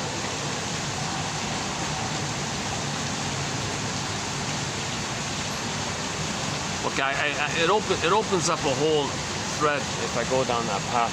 If you want to go down that path, go to TQ2725 part 3 of 3. Back to that lengthy video, the 7.5-hour video.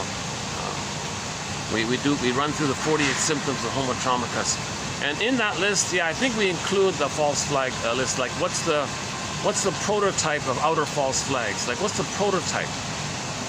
Like, where does that come from? Like, if there is a false flag, right? What is the prototype? Like, how does that come about? Like, within?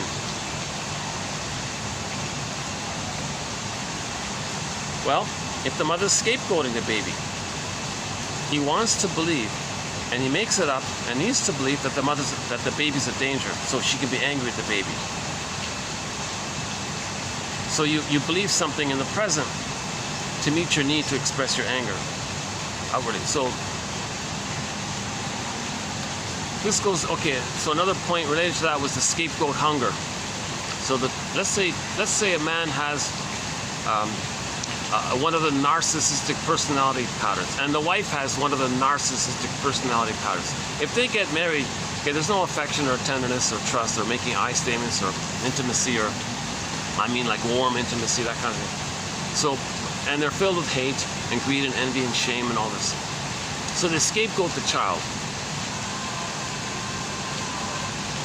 So they deliberately, covertly make the child naughty and upset, and see the child be a proxy of their shame and rage. So they deliberately scapegoat one of their children. Easy to do. Now the child is expressing their shame and rage. The parents take covert, secret delight in their evocation of a proxy character. So the child is a proxy now. If proxy means someone who feels for you, does something for you, plays a role for you. So the child is expressing shame and rage and all this disgust and upset, naughtiness and behavior, mainly anger. Father loves it because he thinks the child is expressing his anger. Mother loves it because she thinks, in her fantasy, in her voyeurism, that the child is expressing her anger. That means the father and the mother can get along with each other. So the child is scapegoated. That's just part A. Now they got to believe, they got to make it up, that because the child's naughty, he's a danger, he's a threat. There's your false flag. They're just going to make it up. They'll just say it. They'll interpret, or they'll just make it up. Oh, look, he's naughty. He's hurting us. He did something bad to us. Or he could do something bad to us. And maybe they pushed it, like they waited for it to happen. Well, they call it IHOP. Let it happen on purpose. Set it up, let it happen on purpose. Make the child delinquent and all this. Just wait for it to happen.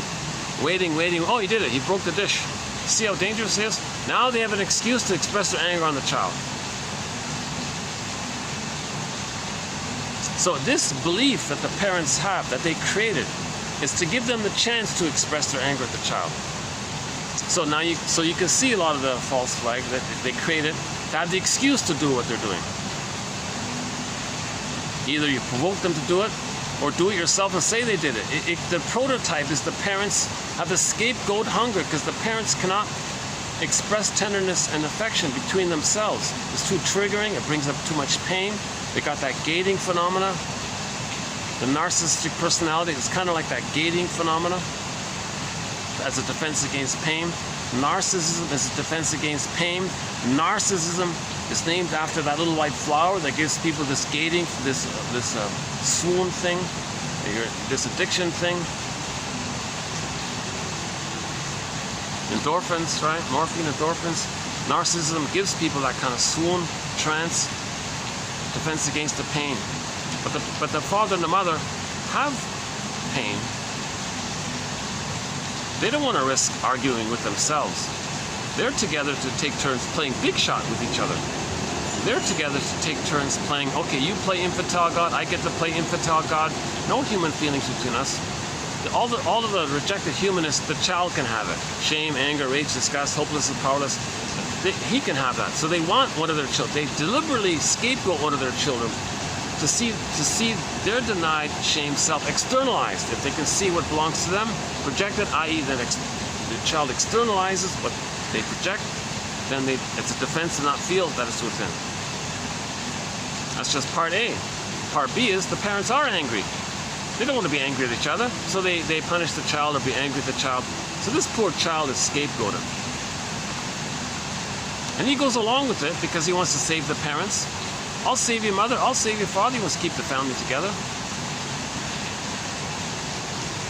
How are we doing here? All right, got lucky today. This is the quietest I've ever had it here. Yeah, that's great. What is today? Let's see. 5:45. Today's what? Wednesday? What is today? Wednesday or Thursday? Thursday. Yeah, okay, got a little lucky today. Oh, yesterday was chaotic. Yeah, oh yeah, yesterday, the day before was a little busy. Oh, look at those two guys over there. Yeah.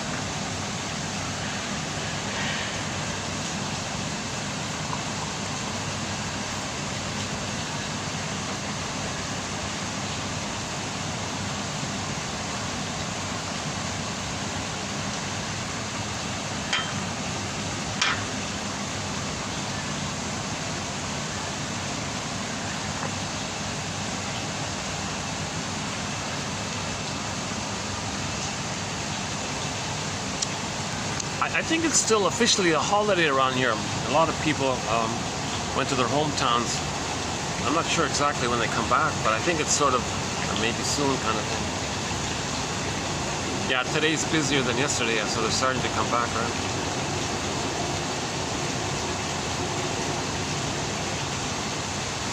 I wonder what the word of the year will be for 2024. In 2022, it was gaslighting. A lot of mothers gaslight their babies.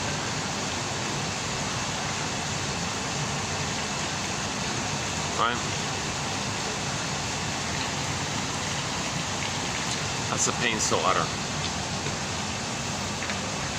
2023 was authentic. We're looking for our authentic self.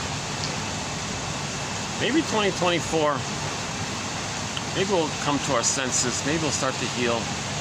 Maybe healing. How about healing? What about that? Maybe we're starting to heal. What about healing? The word of the year for 2024, healing.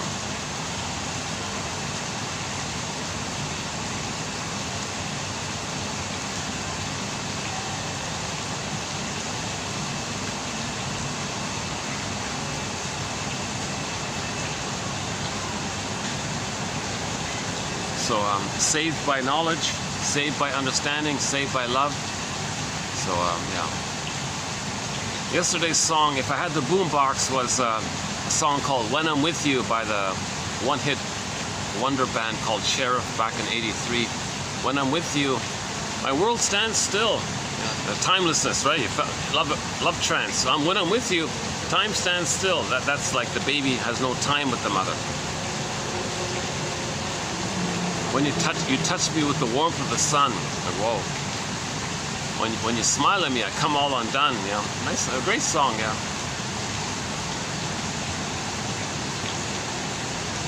Today's song, yeah, let's play Rick Emmett's song, Saved by Love, Saved by Understanding.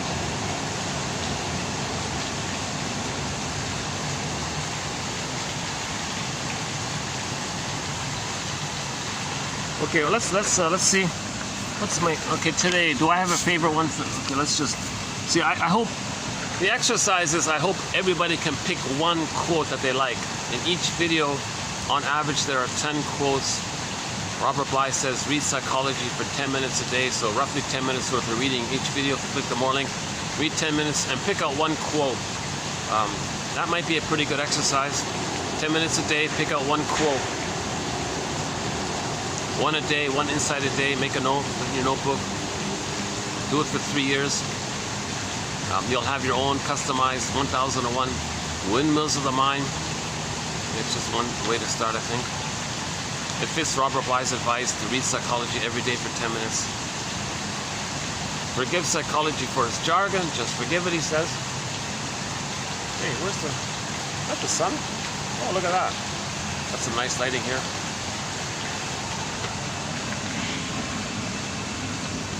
Yeah, I think the first one's good. Whenever a pain is engraved into the nervous system, the response to that pain is also stamped in. Okay, pain and defense, right?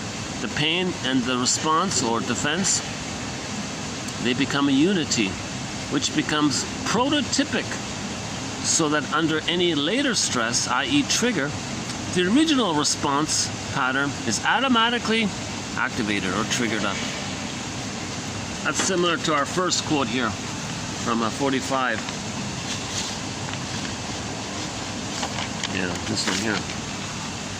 The initial birth experience may be prototypic of how the child will respond to stress later on. The notion of prototypic trauma and prototypic defense. So stuck in the canal, maybe you feel stuck in life. You got your mother, the mother took an epidural. Okay, well, you start something and you give up, etc. Maybe if there was a struggle and you came out, maybe you always create struggles when you come out. I don't know.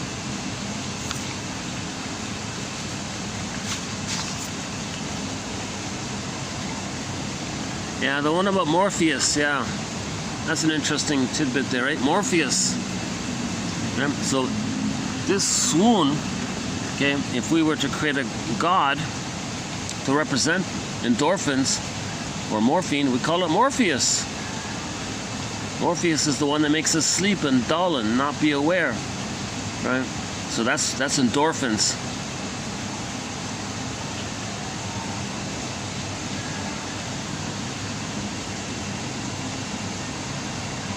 Yeah, so if the child felt helpless, overwhelmed, maybe in later life he always kind of feels, oh well, nothing I can do about it, kind of thing. Yeah, smoking deprives the baby of oxygen. Yeah.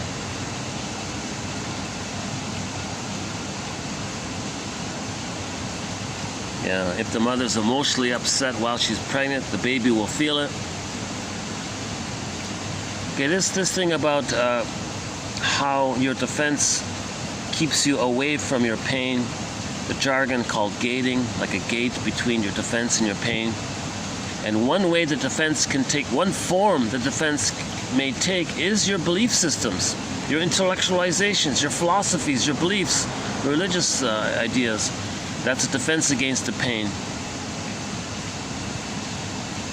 For example, one day, you'll receive the love that you missed in the nursery. One day.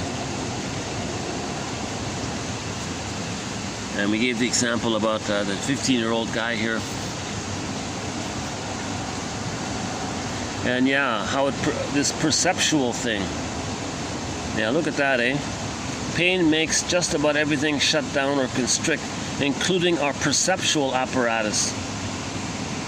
Yeah.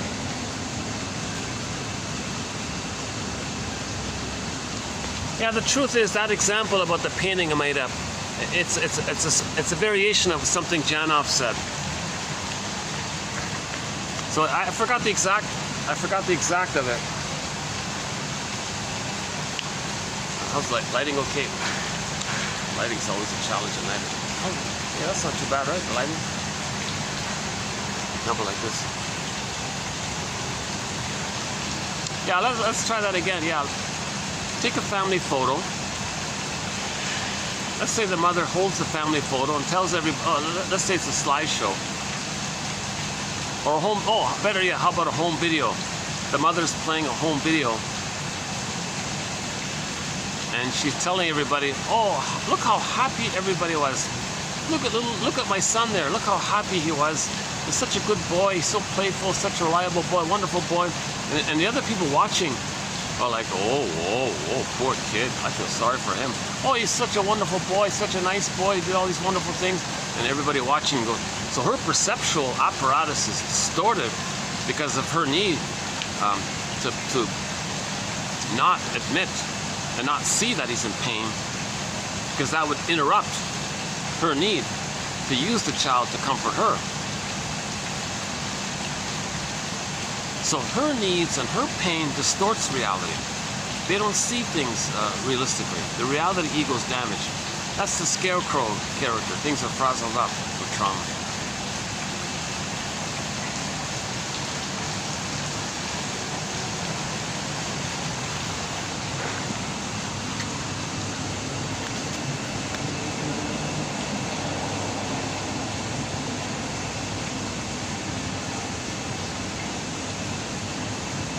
Yeah, okay, this one, everybody knows this one, right? The mind of ideas and philosophies doesn't know it's being used. So our psychotic emotional, the id, co-ops our reasoning thing to make up some fake thing to mask the pain, and we don't even know it. So somebody has a belief and you can't question it. Don't you question that belief? Don't you want to question it? I can't question it, but what are you talking about? And he criticizes you. The mind of ideas and philosophies doesn't know it's being used, right, by the id. Your pain, the id, doesn't know it serves as a barricade against the danger of feeling. It keeps itself going, reinforced as an airtight lock against pain. It is why no one can convince the person out of their ideas. They serve a key purpose, and people can get very angry when those ideas are challenged. Oh yeah, if you tell a person with a narcissistic pattern that they have the narcissistic pattern, they'll be enraged. What? I'm not superior? You think I have trauma? And narcissism is trauma? And here's a cute thing. Narcissism is no longer considered a problem or something. Age of narcissism, some people have it. That's a trick, right? It's still, just because you don't say it doesn't mean it's gone.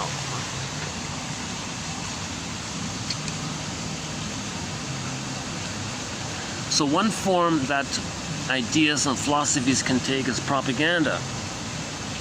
And short sellers have always known the power of rhetoric to move people's emotions.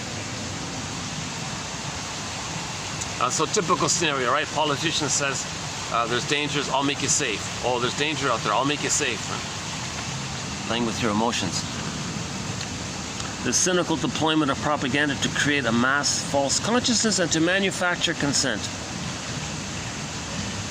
Okay, so we got to bridge our real self. So Martha Stark offers this bridge between the ego and the id. So we did some work on Martha Stark recently. Check out her empathy statement. I've renamed it. I'm calling it the ego and the id statement. So just as a self-help attitude, make a statement. The first part is something you know. That's your ego, your conscious reasoning mind. Something reasonable that you kind of know. Nevertheless, you find yourself thinking, feeling, doing, telling yourself. That's the id. So you're triggered. That's why you find yourself. It's triggered up and you find yourself feeling this stuff.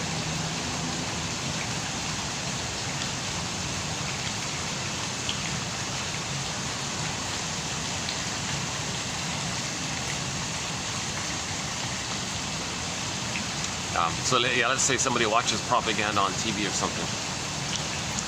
A part of you knows it's a lie.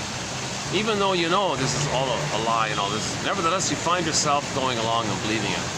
But a part of you knows it's propaganda, but you find yourself afraid and nodding your head, trying to please.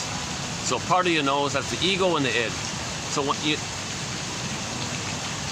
these kind of statements that acknowledge the ego and the id, it's an attempt to be a bridge, and you step back and you kind of see the bridge and the two sides. You want to hold the two sides.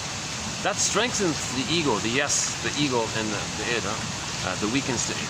You accept the unconscious to consciousness. So Martha Stark's idea It's not bad. It's a self-help exercise that I'm paraphrasing the ego and the id statements. So in any situation, identify, you know. So you know that smoking is bad for the baby. Although you know, so you say to your the pregnant woman, although you know, and you've heard, and you're aware that smoking can damage the baby inside. Nevertheless, you find yourself telling yourself that it's only 5 minutes. It's not enough to really hurt the baby. Mr. Janoff quoted some quack. That's not true. I don't buy it. There's a barrier. The placenta has a barrier. It's not going to go through. No, the nicotine doesn't constrict the blood vessels. No, my oxygen's not going to be diverted away from the baby to deal with the tar and the nicotine and the chemicals of the tobacco. I don't buy that. That's a lie. So, on one side, on one side that it's not good for the baby to drink when you're pregnant. Nevertheless, you find yourself still drinking and telling yourself, well, it's only 1 glass of wine. Come on. So just step back and notice the ego and the id, and the backness and the observation of the two. You see the link between the two. So on the one side, you're telling yourself such and such, yet on the other hand, you notice and you find yourself feeling or saying or doing or telling yourself, rationalizing such and such. So, and that strengthens the yes side, the ego side, the positive side, right? The healthy side. That's the healthy side, but that's anxiety-provoking and defense. Anxiety-provoking defense, pain defense. You know this, oh, defense, do this. So on the one side, you know this, oh, but you find yourself triggered defense. And you don't want that gate there. You don't want that separation. You want to make the link between the two. You want to make the link between the pain and the defense. So if you make empathy statement, Martha Stark, okay, we did a 7-video marathon on Martha Stark's work. Can I get any better lighting here? Hold on a second, let's try this. Oh, look at this, eh? Oh, look at that. I've never seen it so quiet like this. It's a nice place. Look at that, eh?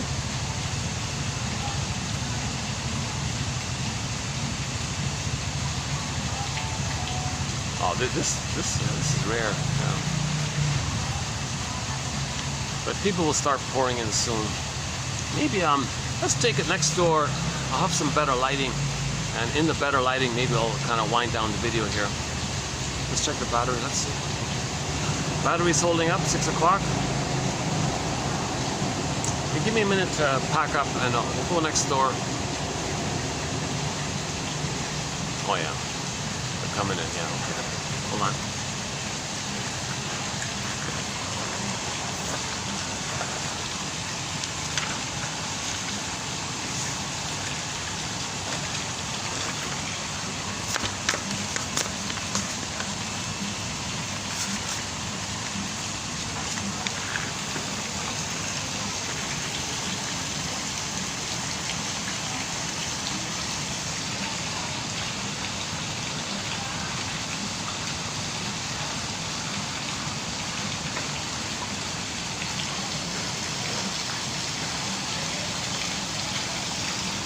Okay, nice to see you again, Charlie.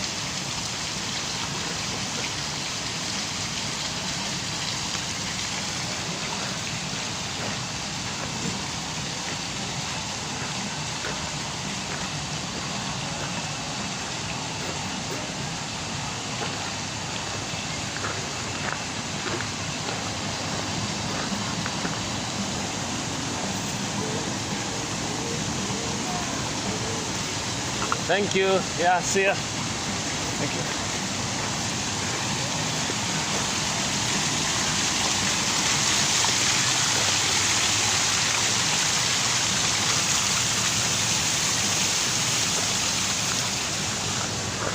I'm going to take a peek at the rabbits.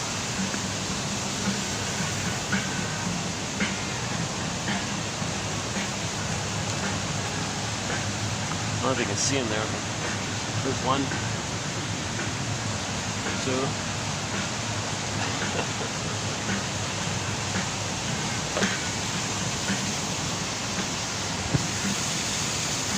A nice little place.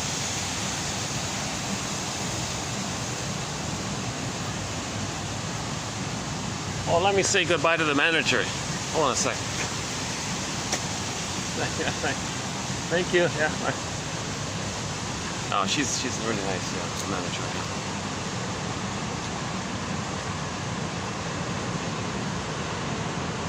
She reminds me a little bit of a manager I had several decades ago. Very intelligent, kind of bright, kind of mind.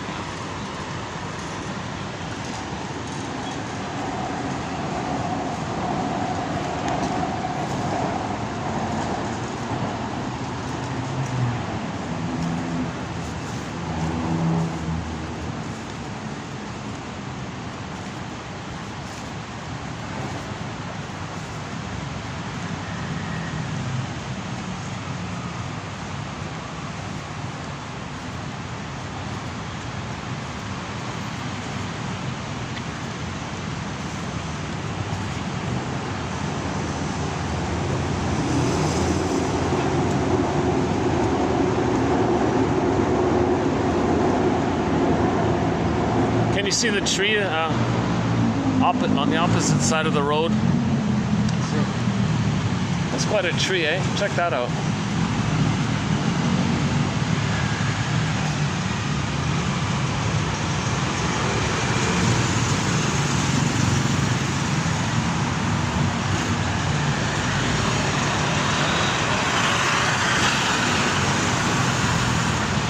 Can we get a better look at it?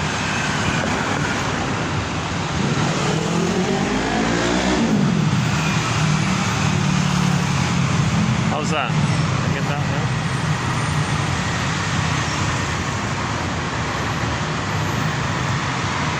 Yeah? Okay, on second thought, maybe I'll just wind down the video here.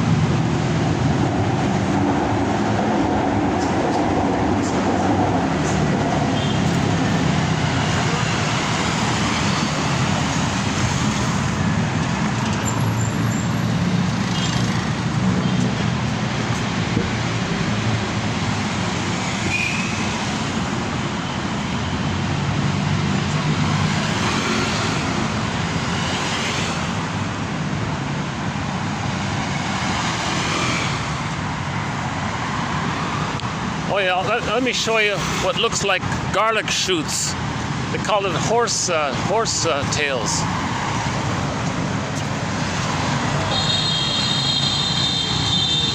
I'll show you some dog fennel, horse tails. What's the other one? Oh, what's this one? Hang on. What's this one here? Silver-leaved buttonwood. All right, you're looking at silver-weed buttonwood. That's a new one. Silver-leaved buttonwood. All right. Let's not freak out the guard here.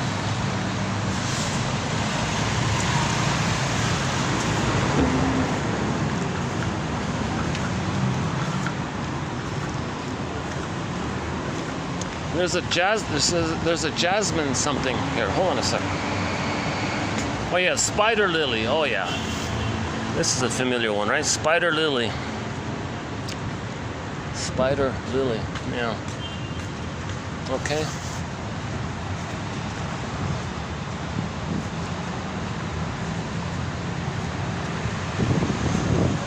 No sign. Okay, there's the dog fennel. And this one is oleander. Oh, here we go. The horsetails. Doesn't this look like garlic shoots? I love garlic shoots. Looks like garlic. These are called horsetails, yeah.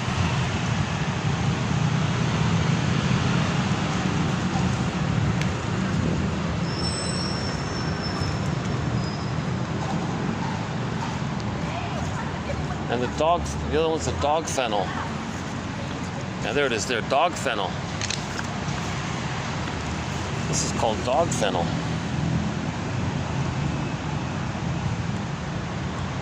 Dog fennel. Why do they call it dog fennel? I have no idea.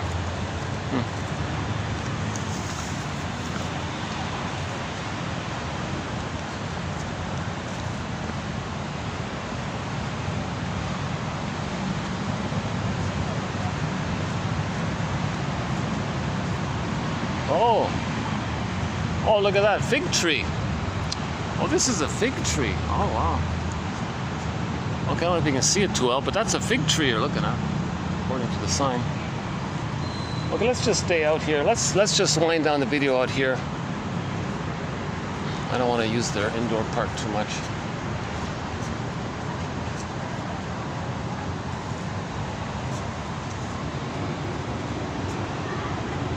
Just trying to see if there's any final concluding thoughts here.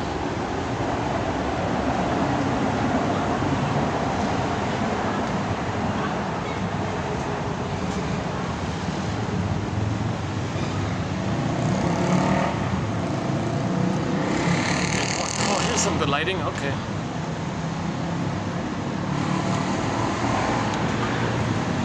Yeah, it's tough stuff.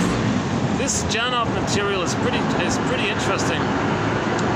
And my first personal reaction was, oh my God, women need to read this before having a baby. It'll be a huge boost in terms of preventative medicine. If mothers know that drinking and smoking harms the baby, and so on, and if she's too stressed out, that'll affect the baby. And she's got to kind of see if she can somehow get back into her connection and rhythm in her body, and feel some kind of rapport with the baby, because the baby's looking for that. Do you understand me, mother? Do you hear me, mother? Do you know what I'm saying, mother? Mother's got it. I'm here. We're here. Rhythmic. And this rhythmic is supposed to be a part of the natural birthing. So if there's a problem there, in the next video, or the one following, I'm not sure, we have that quote coming up, where the baby in the canal, birth canal, mother's not hearing me. She doesn't understand me. What a frustration here. They go through life repeating that, trying to master that. So they talk to people and choose people, or communicate in a way with people, or be misleading, or I don't know. But the result is, why don't you understand me? How come you don't know what I mean? I'm not getting through to you. And the play on words, the baby couldn't get through in the canal properly, so they want to be understood in the present so they can feel in the past and get through properly. I can't get through to you because I wanted to get through in the canal. That part's just a play on words, I think. But the idea of the prototype, that what we experience is a primary imprint, and the present can trigger that, and we replay that, and by the trigger in the present, that's called neurosis, to have something in the present make us relive that whole thing in the past. And it can be like a lifelong pattern. And some other authors also follow this idea. Miriam Woodman, yeah, she's honorary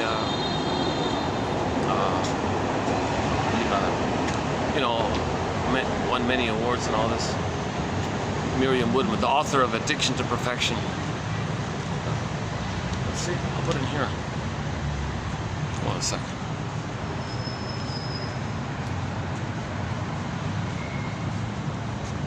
On the front cover of one of her books, she's got that image of Miss Kaur being pulled down into the underworld. It's a pretty graphic. It's a pretty graphic image. Hey, check. All right. Oh, look at that. Oh, great. Is it showing up here? Not sure how well it's showing up here. There's a nice flower. Lighting. Okay, a little bit of lighting here. Yeah, let's see if we can do it outside. Yeah, not a bad night.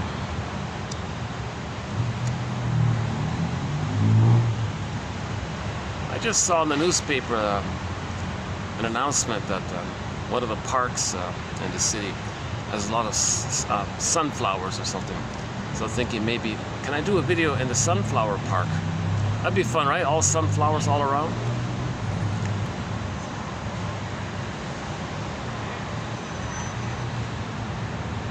Well, yeah, if I remember correctly, Miriam Woodman made some reference to this, that what happens in the birth sets like a prototype, and we're replaying and repeating it.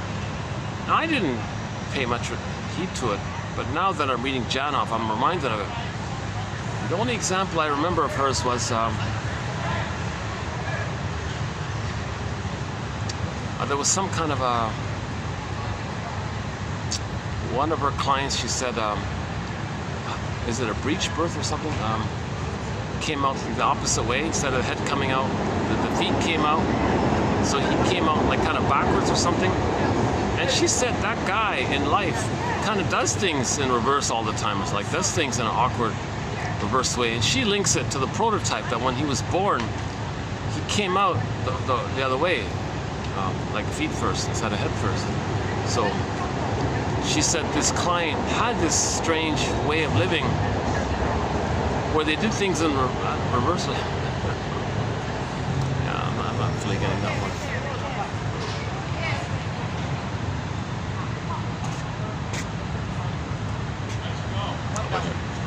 I think it's gonna get dark here soon. Well, there's the fig tree, eh?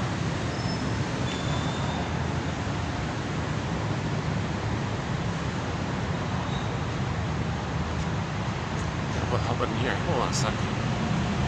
This is the smokers, outdoor smokers section here.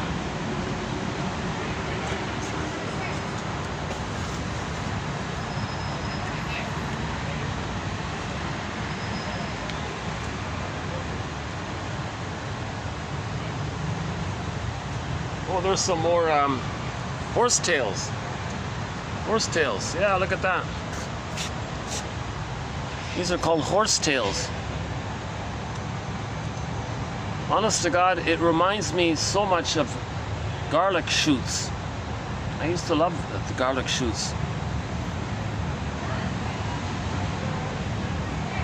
Yeah, garlic shoots, so you can like fry it a little bit, and maybe like a little soy sauce or something like that. And you can taste a little bit of the garlic in the garlic shoots. So it had a mild flavor of the garlic in the shoots. And it's a vegetable and a green, right? But these horsetails, I don't think you can eat these. No, I doubt it.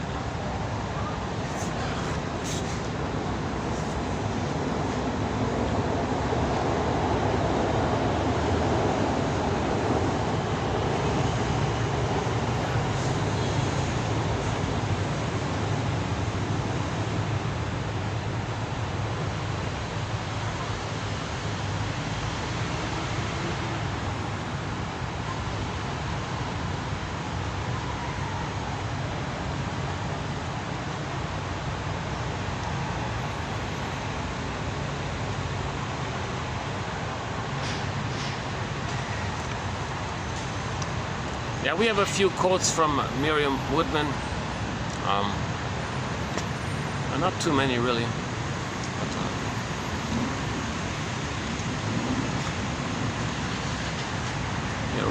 Robert Bly sort of made her famous, I think, because together Robert Bly and Miriam Woodman told some stories together. You know, they did a TV show of them telling a fairy tale. I think it was White Bear King Valama. I think that was the one there. Unavailable, not on YouTube. What a pity. A lot of good stuff is being missed. It's not being digitized. There's a lot of good psychological, healing material that's not getting digitized. John A. Sanford's audio material. Oh my God. Jesus Christ. That's important material. John A. Sanford, the author of Healing and Wholeness, that guy there. And hopefully one day, hopefully somebody has to be. It's. I think I looked for it once. The VHS. It was like a 6 VHS series, and it was filmed on like a community TV show once or something. And it was filmed, and I think somebody had it available for sale at one point. It went under or something. I don't know where the VHS. Somebody's got to have the VHS somewhere. And,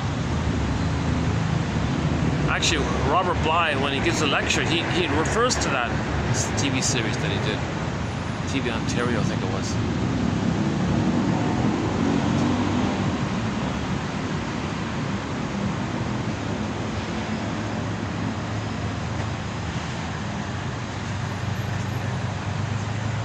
We have a song about a fig tree on our soundtrack. Yeah, there's a song about a fig tree in our soundtrack, sung by Devram Kaya. Very nice song by Devram Kaya. We've got a few of her songs on our soundtrack. Devram Kaya. Something about the fig tree. I forgot the full title, but the phrase fig tree is in the title of the song. Nice song, very nice song. Her main song is Humu Kusu. Check out that song Humu Kusu by Devram Kaya from Turkey. What a great song. Oh my God, what a great song. About she wails and grieves and cries. It'll make you might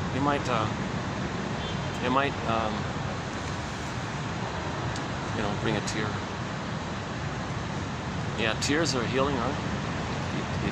There's like a detoxing effect when there's tears. Well, maybe I can go in after all that. Let's see. It's getting too dark around here.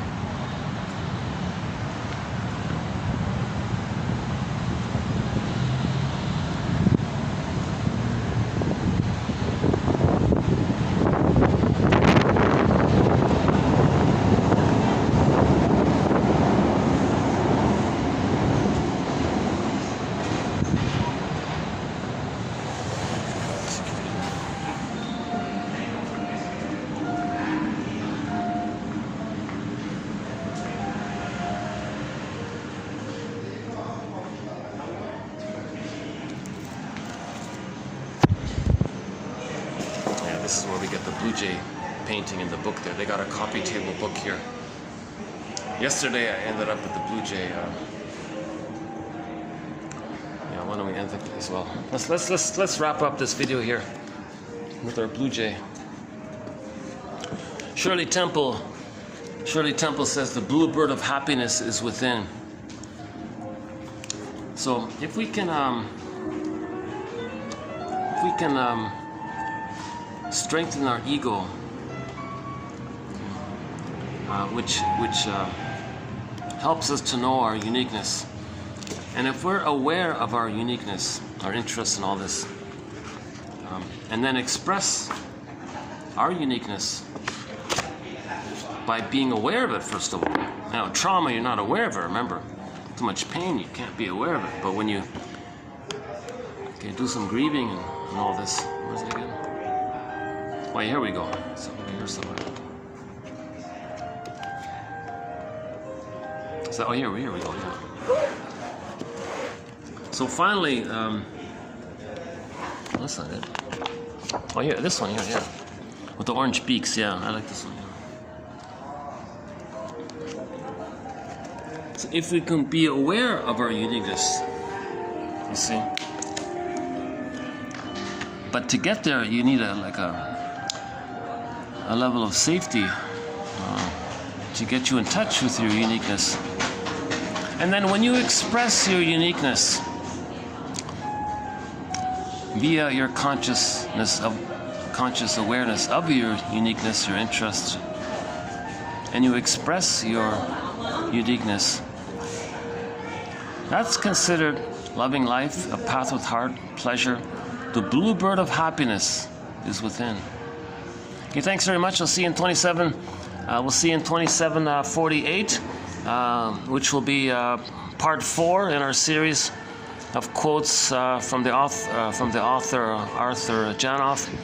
So thanks very much. I'll see you in the next video.